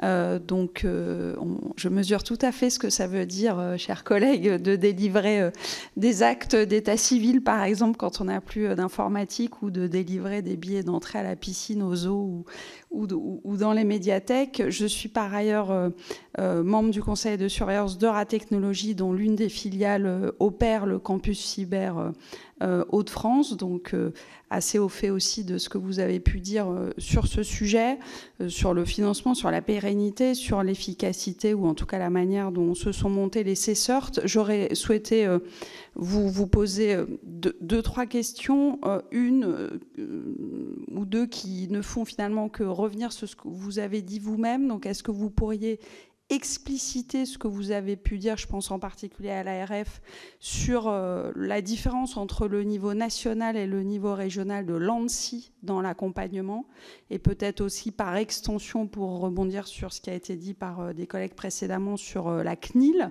qui est un interlocuteur souvent national, mais dont on a besoin quand on est malheureusement victime d'une cyberattaque. Expliciter aussi ce que vous nous avez dit sur l'absence de compétences cyber, comment vous voyez les choses, l'articulation entre la compétence numérique, la compétence économique, la compétence cyber dans les différentes strates, interco et ou régions. Et enfin, question plus nouvelle, cela a été abordé tout à l'heure par Michael Vallée notamment. Moi, je suis assez favorable en effet à ce qu'il y ait un volet cyber dans les PCS, parce que quand on a subi une attaque et qu'on doit tout redémarrer, on mesure à quel point ça aurait été utile d'avoir un plan de continuité ou un plan de reprise. Ma question est la suivante. Au-delà des aspects strictement numériques de cette continuité et de cette reprise, est-ce que vous considérez, peut-être que la métropole du Grand Paris qui a accompagné, je crois, 113 incidents, vous nous avez dit, est-ce que vous considérez qu'il y a aussi un déficit d'accompagnement de l'État sur les process tout court? C'est-à-dire, pendant qu'on n'a pas d'informatique, en fait, on fait comment quand on doit délivrer un acte d'état civil, quand ce n'est pas un Lillois qui vous le demande, mais un Marseillais? On fait comment quand on doit délivrer un permis de construire? Bref, on fait comment pour assurer la continuité du service public? Dans n'importe quelle grande entreprise, on peut penser que ça passe par des process qui sont écrits et qui existent.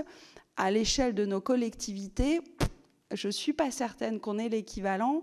Est-ce que c'est des choses auxquelles vous avez été confrontés? Est-ce que vous ne pensez pas que si on veut une politique complète en matière de cybersécurité, on doit aussi s'intéresser à ces aspects non numériques de la continuité de nos services? Merci. Merci beaucoup, ma chère collègue. Madame sénatrice Vanina Paoli-Gagin. Oui, merci beaucoup, Monsieur le Président. Mesdames, Messieurs, merci beaucoup. Je suis sénateur de l'Aube. J'ai 3 petites questions. La première, elle recoupe un peu celle qui a été posée par une de mes collègues. C'est sur les infrastructures et les outils, en fait. Est-ce que vous pensez qu'on gagnerait à orienter un peu la commande publique des collectivités vers des outils et des infras peut-être moins vulnérables, plus open source et plus européens? Ça, c'est ma première question. La deuxième, c'est sur les RH. Dans l'Aube, nous avons créé une université qui s'appelle l'Université de Technologie de Troyes, qui forme à la sécurité globale. Et nous avons lancé un institut IT for Cyber qui a pour vocation de proposer des formations en continu, en alternance professionnelle et qui forme déjà notamment des forces de l'ordre sur ces enjeux de sécurité cyber. Donc je voulais vous dire que on est très ouvert à toute demande de formation qui pourrait émaner des collectivités. Et enfin, moins pro domo, j'aurais souhaité savoir si vous aviez avancé la réflexion sur le financement, parce qu'on voit bien qu'on a un problème de financement. Est-ce que vous avez eu, à chaque niveau d'organisation regroupant les collectivités, des discussions avec France Assureur, parce que finalement, ce dont on parle, c'est un risque. Et donc, en général, quand il y a un risque, on se tourne vers les structures d'assurance des risques. Et donc, je voulais savoir si vous pensez qu'il serait de bonne loi de faire contribuer les assureurs activement au financement de ces, finalement, des coûts induits par ces transpositions qui vont augmenter le niveau de sécurité. Je vous remercie. Merci beaucoup, mes chers collègues. Alors, normalement, on devait terminer à 18h, donc je suis obligé de lancer un plan de recovery. Donc, je propose qu'on finisse en allonge de 10 minutes, ce qui nous donne 15 minutes pour répondre. Et je sais que je crois que vous deviez partir à 18h, donc c'était prévu comme ça. Donc, bon, c'était... Si c'est 18h15, c'est bon. Alors dans ce cas-là, je le fais dans l'ordre donc qui était prévu. Donc on va commencer par Monsieur Sauvad, si vous nous entendez bien et si ça fonctionne toujours.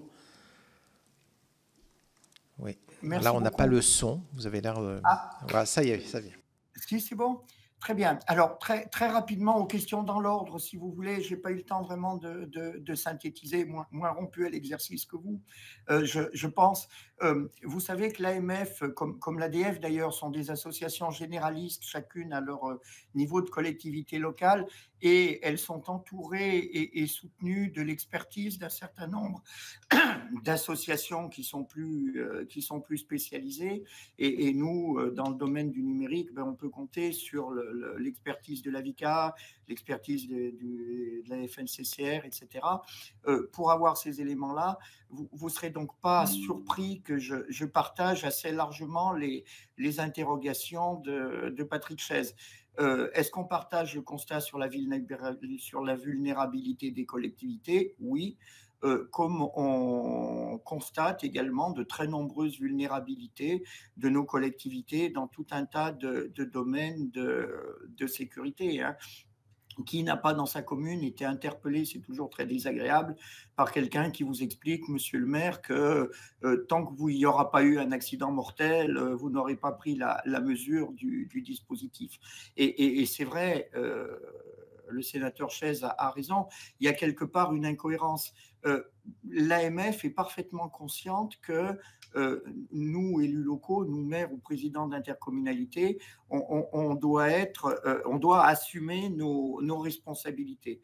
Et quelque part, le défaut global que je pourrais évoquer pour l'ensemble des questions que vous avez posées, c'est celui du portage politique. Ce portage politique n'est pas assuré pleinement par les collectivités. Il l'est sans doute plus au niveau des départements, disons dans la globalité, parce que les moyens et l'engagement n'est pas le même, mais il y a un déficit de notre part de portage politique sur un sujet qui est perçu très techno et pas très intéressant quelque part. La position de l'AMF, elle est très claire, s'il y a un sujet politique, c'est bien celui du numérique. Et du coup, budget proportionné, évidemment non, information suffisante des collectivités, non, mais à nous, quelque part aussi, de faire l'effort d'aller vers cette information. En mesure de s'y conformer rapidement, certainement pas. Et est-ce que l'ANSSI est bien identifié par nos collectivités? Je ne pense pas. Donc voilà pour ce premier point. Pour Uxori, proportion des entités robustes, etc. Moi, je suis dans l'incapacité, dans l'un et dans l'autre, de vous le dire. Moi, j'ai le sentiment que toutes nos collectivités sont fragilisées. Et à ma connaissance, on n'a pas de statistiques. Je pourrais donner des statistiques sur les budgets des départements et vous dire qu'aujourd'hui, mais vous le savez aussi bien que moi, les départements en termes budgétaires sont sinistrés dans un pourcentage important. Je ne peux pas vous le dire sur le numérique. Très, très clairement, et je comprends tout à fait les difficultés sur la proportionnalité des mécanismes de contrôle et l'avis défavorable du Conseil des normes. Michel Canivel, contexte de surtransposition, ça a déjà été évoqué dans une table ronde précédente. Certains points paraissent curieusement en sous-transposition. Je pense justement à l'identification des incidents à faire remonter. D'autres nous posent problème, Patrick Chaise l'a évoqué, avec l'embarquement qui était à la main des gouvernements sur les collectivités. Concernant les délais supérieurs, bien entendu, la question des délais va se poser, mais je crois que la question, c'est surtout notre capacité à travailler ensemble pour essayer d'avoir des délais qui sont adaptés à chaque strate. Concernant Michael Vallet, que je remercie d'avoir évoqué les recommandations de l'AMF à juste titre, pour aller dans son sens sur ce qui existe déjà, il y a quelque chose qui s'appelle immunité cyber avec la gendarmerie nationale qui permet aux collectivités de s'identifier en 10 cases à cocher et avec un accompagnement local qui permet aux communes les plus petites de mettre un point d'attention sur les difficultés majeures. Mais bien entendu, l'AMF se veut le relais pour l'ensemble des collectivités et de la plus petite mairie à la commune de Paris. Concernant Madame Catherine Morin-Desailly, j'espère que je n'ai pas écorché les noms. La question de l'accompagnement des collectivités, il est clair que non, et nous partageons, la nécessité de faire du numérique un sujet numérique à part entière, par opposition à ce qu'évoquait Michael Vallet avec l'adduction au PCS. C'est une réflexion qui peut être conduite en termes de gestion de crise, mais qui doit être doublée d'une dimension spécifiquement numérique. Je pense que cet aspect-là est important. Ludovic évoque la politique de gestion du risque et ne pas demander plus que le prix de l'attaque. Je l'ai évoqué, je partage tout à fait votre point de vue, mais ça interpelle qu'on en soit là. Je crois qu'une réponse peut être plutôt du côté de l'État que dans le domaine de la sanction, même proportionnée, de parvenir à créer une dynamique collective. Et dès lors que l'État n'est pas embarqué, l'intervention de Constance Nebula par rapport à la ministre est assez édifiante et venait en complément de ce que j'ai dit. Ce qui pêche, c'est la volonté de l'État de s'engager, contrairement aux échanges que moi j'ai pu voir dans les différentes tables rondes que vous construites. Audrey Linkenheld, sur la différence entre le niveau national et le niveau régional, ça relevait des régions. Et enfin, Sylvie Gouachavant, orientée vers des produits open source plus européens. Je crois qu'il y a deux choses. Moi, je suis confronté en tant que vice-président au numérique du département à l'évolution de nos dispositifs. Et aujourd'hui, l'open source pour une collectivité qui ne dispose pas du back-office important derrière, de mise à niveau et de suivi, ça se traduit non pas par une avancée en termes de numérique. Moi, ce que je gère aujourd'hui au niveau du département du Puy-de-Dôme, pour ce qui concerne le budget du numérique dont j'ai la responsabilité, c'est pas avancer vers plus de cyber, avancer vers plus de développement du numérique. Je suis en train de me débrouiller pour résorber au mieux une dette numérique qui est en réalité creusée au fil des années par l'absence d'une politique globale adaptée. J'ai essayé d'être très, très rapide. L'AMF, en tout cas, est à la disposition de vous tous. Mes obligations m'amènent très régulièrement à être sur Paris. Je suis vraiment à votre disposition si vous le souhaitez, avec beaucoup de plaisir, et en vous remerciant pour la qualité de l'échange. Merci beaucoup. C'était donc, pour précision, Madame Paoli Gagin, à qui vous avez répondu en dernier. Donc, il y a une petite erreur sur le nom pour le script. On va reprendre un pilotage politique, justement, de l'échange, puisque ça fait parfois défaut, ça a été sous-pointé. C'est que là, la réponse, effectivement, a été très, très complète sur tout le monde. Je vous proposerai d'être synthétique et de faire pour qu'on s'en sorte dans le temps qui était un peu imparti. Alors, on y va, Madame Nebula ? Merci beaucoup. Donc, je ne vais pas répondre aux questions, effectivement, une par une, tirée par tirée, et je vais essayer de regrouper les sujets, entre guillemets, par thème. Le premier sujet était sur la prise de conscience des collectivités. À l'échelle des régions, il serait faux de dire qu'il n'y a pas une prise de conscience, parce qu'on est des entités qui sont quand même relativement fortes, relativement costauds, avec des grosses DSI et avec des moyens. Par contre, ce que l'on a constaté à l'échelle des régions, c'est le niveau d'en dessous qui n'a pas cette prise de conscience et qui n'est pas forcément au courant. Je vous ai donné tout à l'heure le chiffre de 23% qui n'a jamais entendu parler de NIS 2. Je vais vous raconter une anecdote. Nous, la région Pays de la Loire, on a un GIP qui s'appelle e-collectivité, qui vise à accompagner la transformation numérique des collectivités, numérique responsable, intelligence artificielle, cybersécurité. La base de la base de la base, c'est quand même d'avoir une adresse mail sécurisée, @monvillage, macommune.fr, etc. Il faut imaginer que quand on propose gratuitement à une commune, une petite commune, de l'héberger, d'avoir un nom de domaine propre et de l'héberger parce qu'elle avait lemaire@gmail.com, la commune nous répond « je garde mon Gmail ». Voilà, donc c'est l'exemple que je voulais vous donner, simplement sur la prise de conscience. Donc la prise de conscience, elle n'existe pas dans les strates plus petites, mais au niveau des régions, ça va plutôt bien. Au niveau de l'ANSSI, bien identifié, oui, heureusement qu'on a l'ANSSI. Enfin vraiment, heureusement qu'on a l'ANSSI en région. Et c'est un petit peu le sujet que j'ai envie d'évoquer, c'est qu'on manque de moyens de l'ANSSI en région, alors que quand on a une cyberattaque, il se trouve que moi, je suis aussi élu local, je suis élu à Angers, qui a été la deuxième plus grosse cyberattaque avec Aix-Marseille il y a maintenant 3 ans et demi. On a mis 3 ans pour s'en remettre.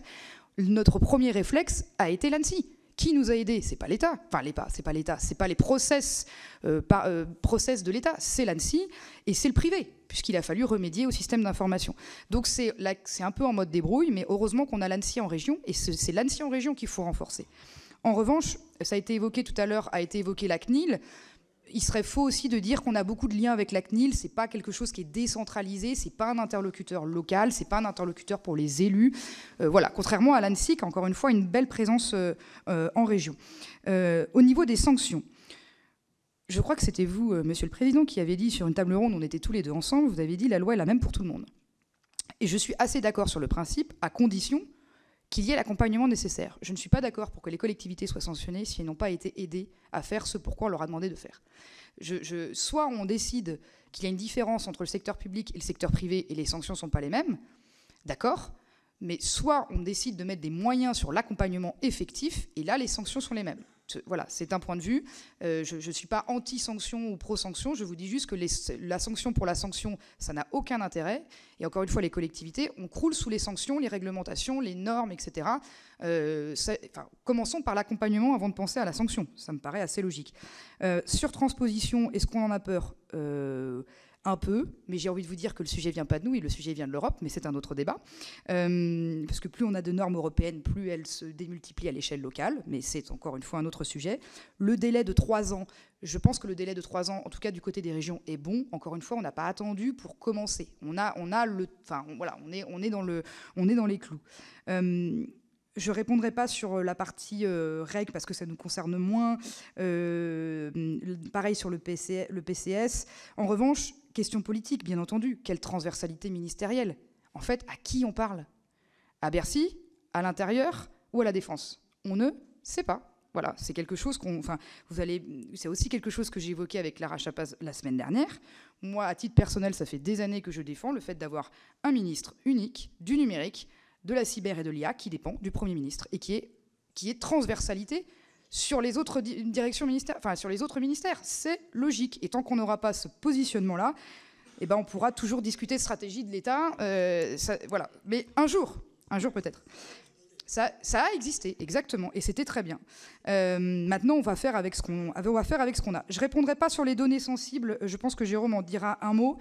Il se trouve que je suis présidente d'Open Data France, donc la question des données me touche particulièrement. Et là aussi, heureusement qu'on a des structures qui existent pour pallier au manquement de l'État. C'est encore un avis personnel. Les environnements numériques de travail dans les lycées sont attaqués. Nous, en Pays de la Loire, on a eu un hacking dans un lycée avec des vidéos d'une violence inouïe diffusée sur l'environnement numérique de travail. Le personnel n'est absolument pas formé à ça. Ils ne savent même pas quoi faire. C'est panique à mort. Vraiment, c'est panique à mort. Donc là, il y a tout un volet où je n'ai pas la réponse à la question de comment on va sensibiliser jusqu'au personnel des lycées, puisque, étant donné que tout est numérisé, il faudrait aller partout en termes de formation et de sensibilisation. Le budget DSI, je vous confirme que plus les années passent, plus le budget des DSI augmente en fonctionnement. C'est d'ailleurs même le seul budget dans les collectivités qui augmente en fonctionnement, puisqu'on est censé normalement réduire le fonctionnement et avoir plus d'investissements, et le budget des DSI augmente en fonctionnement structurellement parce qu'il faut payer de plus en plus d'outils numériques qui pèsent sur le budget de fonctionnement. Donc c'est un problème. Je vous ai évoqué l'ANSSI, compétences, et je terminerai sur la partie compétences, cyber, éventuellement région. Le sujet encore une fois, n'est pas tant la compétence qu'un manque de clarté. Qu'on nous dise oui ou non si on s'en occupe. Mais si on s'en occupe, on nous donne les moyens de le faire. Mais qu'on ne nous dise pas, on vous propose de faire un CESIRT, mais débrouillez-vous. On vous propose de faire un campus cyber, mais débrouillez-vous. Je suis désolée de donner cet exemple, mais pour moi, le 17 cyber crée une sorte de confusion, parce que le 17 cyber, c'est un numéro national, mais qu'est-ce qu'on fait des numéros régionaux? Pour moi, ça vient en contradiction. Ça veut dire que les appels dans les CESIRT vont être moindres que les appels éventuellement au 17 cyber, ou pas. Enfin, là, en fait, si vous voulez, peut-être que nous, comme on est un peu plus en affinité avec le sujet, on va pouvoir l'expliquer. Mais pour le grand public, c'est un bazar horrible. Pareil pour les associations, pareil pour les entreprises. Ils ne vont plus savoir. Plus il y a d'entités, plus il y a d'organismes, moins on sait vers qui se tourner. Et c'est un peu le problème. Donc on est en mode, c'est le terme que j'ai dit tout le temps sur ce type de sujet, on est en mode débrouille. Et je pense qu'on va malheureusement continuer à être en mode débrouille. Merci. Oui, c'est bien d'avoir un numéro unique, vous savez, parce que quand on doit savoir déjà dans quelle région on se trouve qu'il y a un numéro, et comme il se trouve que toutes les régions n'ont pas justement un CESIRT, voilà, et la décision de faire des CESIRT régionaux n'a pas été non plus, il n'y a pas eu de consultation préalable, et donc voilà, on se retrouve dans la question de pilotage, on se retrouve avec ce qu'on a, mais on avait besoin justement depuis longtemps d'un numéro d'appel unique qui peut réorienter vers éventuellement un CESIRT régional si la solution peut être là. Monsieur.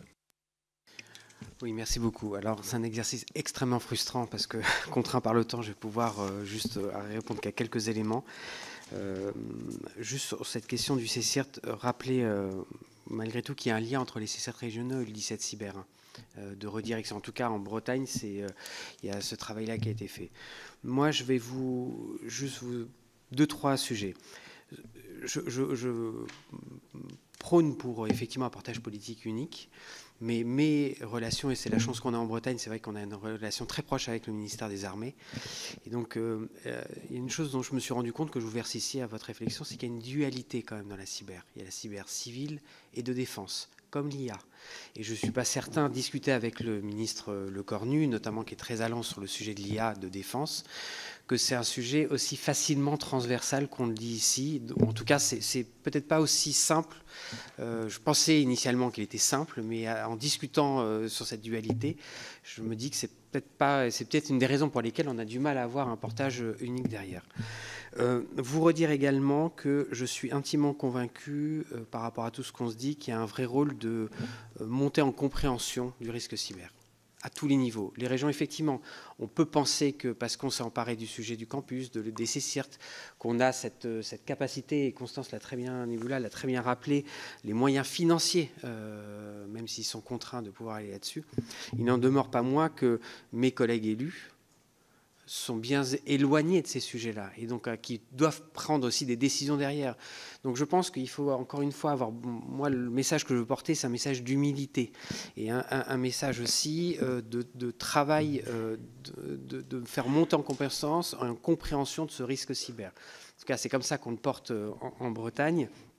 Et donc derrière, le rôle des CCIRT, le rôle de l'ANSSI, que je tiens aussi également, et je rejoins les propos de ma collègue sur le fait que l'ANSSI a un rôle primordial dans les territoires et le lien qu'on peut avoir avec eux est extrêmement important.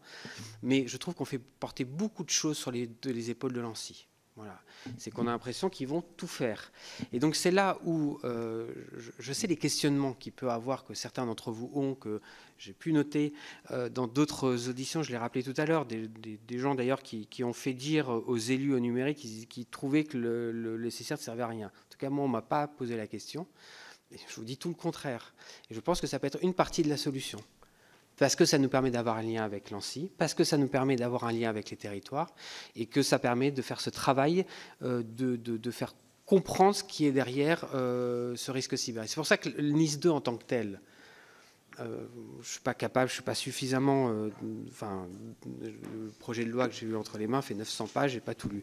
En tout cas, c'est un bon moyen de donner l'opportunité de parler du sujet. Et donc, je pense que là, derrière, ce lien entre le campus national, cette stratégie nationale et ce qu'on peut descendre dans les territoires sera extrêmement important. Et une dernière chose sur le choix des solutions plus souveraines, c'est un vrai sujet. Encore dernièrement, je déjeunais avec Microsoft et qui a je suis très interpellé sur le fait d'un côté des grandes ambitions et la réalité du terrain quand on fait des choix de solutions parce que c'est plus facile et qu'on est un peu embarqué dedans. C'est un vrai sujet que je partage avec vous et je pense que cette sensibilisation des élus est extrêmement important derrière. Donc ce n'est pas simplement les collectivités, ceci au sein des collectivités, les différents élus. Voilà ce que je pouvais dire rapidement. Et vous aviez bien dit plus tôt qu'il faut aussi avoir les moyens de ses ambitions. Donc voilà, ça nous renvoie à ça. Madame interministérielle, intercommunalité. Voilà, intercommunalité. Moi, je vais être brève et je ne vais pas répondre à toutes les questions, ni même regrouper. Je ne suis pas rompue à l'exercice du tout, mais je vais commenter deux, trois questions qui m'ont interpellée, notamment est-ce que les collectivités connaissent l'ANSSI, connaissent la CNIL, enfin toutes ces relations, ça dépend de la taille, tout simplement. Mais est-ce que c'est gênant ? Pas toujours.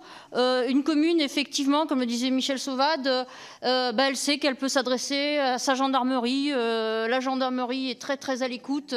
Donc parfois ça peut largement suffire. Donc c'est pas la peine d'aller chercher des choses très complexes. Parfois, ne serait-ce que lors d'une attaque ou ne serait-ce que pour être accompagné, diagnostiqué, parce que c'est un moment important. Par ailleurs, en ce qui concerne la gestion des risques, les PCS, je suis... en ce qui me concerne, effectivement, c'est pas la peine parfois d'aller dépenser de sommes folles dans des équipements, alors que c'est d'abord des bonnes pratiques. Donc, il y a peut-être une première partie diagnostic qui peut être fait soit par mon aide cyber, soit par la gendarmerie. Enfin, savoir où on en est, avoir les. Moi, je sais que dans ma commune, j'ai fait l'ANSSI, mon aide cyber. C'est des questions simples. Vous faites quoi de vos outils? Est-ce que vous avez un mot de passe administrateur? Parfois ils savent pas, demandez. Et puis c'est des choses comme ça. C'est parfois simplement entre guillemets des bonnes pratiques, pas forcément des grosses dépenses. Je ne vais pas dire que c'est pour tout le monde la même chose. Là, je parle des plus petites structures. Mais c'est vrai qu'en termes d'accompagnement global, je dirais c'est assez zéro. Enfin, je suis peut-être excessive, mais il n'y a pas trop d'accompagnement. Chacun se débrouille. Nous, au niveau des intercos, nous, on essaye d'accompagner les communes.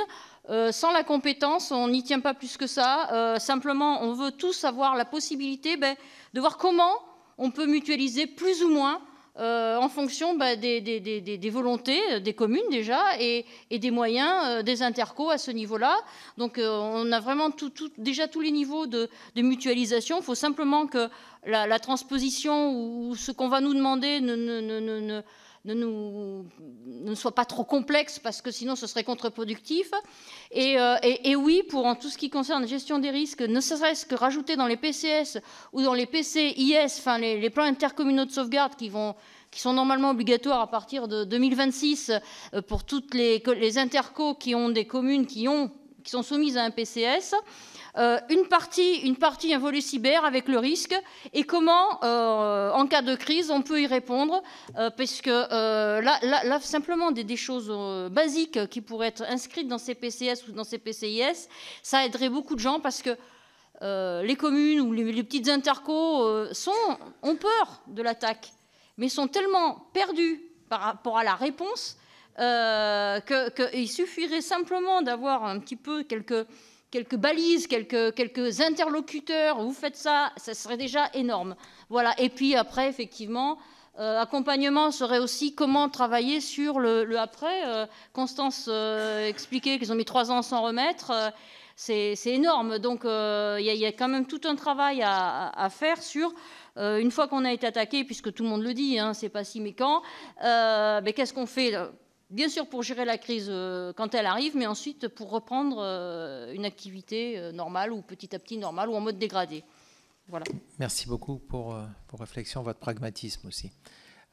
Monsieur le vice-président de la métropole. Merci Monsieur le Président. Je vais essayer d'être court. Je vais essayer de répondre alors à quelques points, parce qu'il y a beaucoup de choses qui ont été dites. Je partage. C'est vrai que le portage politique manque. Parce qu'on a cité un certain nombre de ministères, on a oublié aussi qu'il y avait le ministère des comptes publics et le ministère de la fonction publique aussi. Et donc on a saucissonné depuis une dizaine d'années, 10 ans à peu près, les sujets du numérique, et ce qui fait qu'il y a un manque d'impulsion politique. Et donc ça c'est très important, et je crois que les enjeux de l'intelligence artificielle nécessitent un ministère plein, ministère peut-être régalien, parce que c'est aujourd'hui un sujet sur bien des enjeux. Est-ce que l'accompagnement est suffisant au niveau de l'État, de l'ANSSI?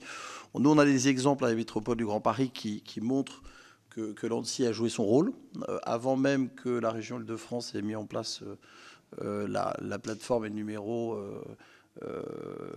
numéro d'urgence. Donc, en l'occurrence, on a plutôt des retours positifs sur le rôle de l'ANSSI en situation de crise. Après, il y a une réalité qui fait que il faut restaurer les données.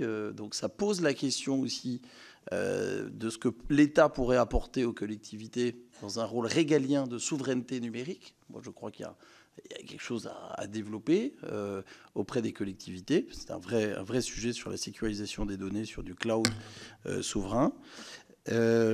Sur le NIS 2, sur le budget, oui, les collectivités, elles n'ont pas de budget pour tous ces sujets. Enfin, je veux dire, elles ont déjà à mettre à niveau un certain nombre de systèmes d'information. Et donc, c'est vrai que ce qu'on constate, c'est compliqué. Donc, nous, ce qu'on avait fait, on a fait le choix de donner, entre guillemets, de proposer un accompagnement gratuit pour que les communes, déjà, se laissent accompagner. Déjà, premier sujet. Et puis après, il y a évidemment l'investissement des collectivités. Nous, on a la chance d'avoir un territoire où on peut donner cette impulsion politique, ce qui n'est peut-être pas le cas de toutes les intercommunalités de France, mais on en a fait un choix politique. C'est un choix politique d'accompagner et de financer jusqu'à 50% donc des projets des collectivités qui nous seraient soumis. Mais encore faut-il compléter les 50 autres pourcents, et ça, c'est à la charge aujourd'hui de la commune. Bon, donc c'est aussi un choix politique, mais on voit qu'il y a une acculturation qui progresse. On voit les réseaux d'élus qui se forment. On en a créé un au sein de la métropole. Et il y a une volonté quand même d'appréhender ce sujet. Je discutais encore l'autre jour avec le maire de Gennevilliers qui me parlait de l'urgence pour lui de sécuriser ses datas et son système. Et donc, il attendait un accompagnement de la métropole. Et pourtant, il connaît les dispositifs. Donc c'est un vrai sujet. Mais c'est vrai que oui, on peut parler de surtransposition. Parce que finalement, là, on est dans l'urgence. Alors, il faut surtransposer. On voit que finalement, les communes, elles se débrouillent, les intercommunalités se débrouillent, les régions ont mis en place des choses. Et donc, il faut mais attention, on va rajouter encore des contraintes. La sanction, on va se retrouver sanctionné alors qu'on n'est pas au niveau et que l'État ne nous a jamais accompagnés, ou en tout cas pas accompagnés à la hauteur des enjeux d'aujourd'hui. Donc, il y a urgence, ok, mais il y a urgence aussi à ce que l'État ait une véritable stratégie et qu'on définisse ce qui relève de l'État, ce qui relève des collectivités, ce qui relève du privé, parce qu'il y a ce sujet de la souveraineté qui est quand même importante, et puis on a les filières. Parce que ce qu'on voit, nous, les DSI de communes un peu robustes, ils nous disent, nous, notre difficulté, c'est d'avoir des prestataires qualifiés. C'est d'avoir des prestataires qui, sur ces sujets cyber, vont pouvoir nous accompagner. Et je vous parle déjà de DSI de communes robustes. Donc imaginez les petites communes, dans la métropole du Grand Paris, on a des communes qui font 3000 habitants. Bon, et on a aussi derrière des arrondissements qui font 220 000 habitants. Donc les niveaux ne sont pas les mêmes. Donc il y a un sujet de filière sur les prestataires. Et on a parfois peu de choix de solutions technologiques pour les communes en matière de gestion de la relation usagée. On n'a pas 40 000 solutions techniques. Donc il y a ce sujet-là aussi qui est important. Donc le contrôle, la sanction, l'aspect punitif lié à la transposition, franchement, finalement, c'est pas notre enjeu, quoi. Notre enjeu, c'est de poursuivre ce travail pour évangéliser toutes les communes à se mettre sur ces sujets-là, le diagnostic, et puis le plan de résolution, le financement. Et si en plus on rajoute une couche de sanctions, moi je crois que le numérique punitif aura des conséquences qui seront néfastes et qui aggraveront les inégalités. Voilà ce que je voulais simplement dire. Pardonnez-moi d'avoir été un petit peu long. Non, c'était vraiment très intéressant. Je pense que vous aviez tous bien répondu et surtout bien partagé vos préoccupations. Je crois que vraiment tout le monde était de très haut niveau et c'était un vrai plaisir de vous écouter toutes et tous. C'était très bien. Bien sûr. J'ai une requête pour revenir sur l'aspect financement, parce que moi j'entends que effectivement c'est une dépense de fonctionnement qui augmente, etc. Mais est-ce que cette dépense de fonctionnement n'est pas finalement de façon détournée une dépense d'investissement, dans le sens où la protection qui est donnée est quand même donc une garantie de se protéger demain. Donc là est-ce qu'il n'y a pas une question à se poser ? On est toujours sur cette même question qui dit qu'effectivement, quand on investit 100, normalement, pour une application supplémentaire, on doit prévoir 7 à 10 dedans qui s'accompagnent. C'est effectivement, ça fait partie du sujet, tu as complètement raison. Mais vous voulez... là, je voudrais comme normalement... Très court là-dessus, on a eu ce sujet-là la semaine dernière sur un comité d'examen que je présidais sur des financements liés à des investissements de communes sur des logiciels, des licences. Et en fait, on s'est rendu compte que selon les projets, selon l'interprétation de la commune, ça passait en investissement. Et c'est un vrai sujet, ça. C'est un vrai sujet. Et pour nous, pour apprécier le financement de la métropole, parfois, c'est pas très aisé. Et vous avez raison, c'est un vrai sujet qui se pose. Merci beaucoup. On a donc un peu débordé, mais c'était effectivement... chacun avait beaucoup de choses à dire et je pense que, comme je l'ai dit, c'était très pertinent. Donc, chers collègues, je vous rappelle que nous nous retrouverons pour une nouvelle séquence d'audition en réunion plénière le mardi 11 février prochain avec, à 15h, une table ronde avec des représentants des organisations financières, autorités des marchés financiers, autorités de contrôle prudentiel et de résolution, et à 16h, une seconde table ronde avec les grands acteurs de la cybersécurité tels que Orange Cyberdéfense, Kaspersky, Thales ou Airbus Cybersecurity, dont Les présences restent à confirmer. Après quoi, nous nous retrouverons le 4 mars prochain pour la réunion consacrée à l'examen du rapport et du texte de la commission en vue d'un examen en séance publique le 11 mars. Et il me reste une dernière fois à vous remercier. Merci encore. Au revoir. Merci.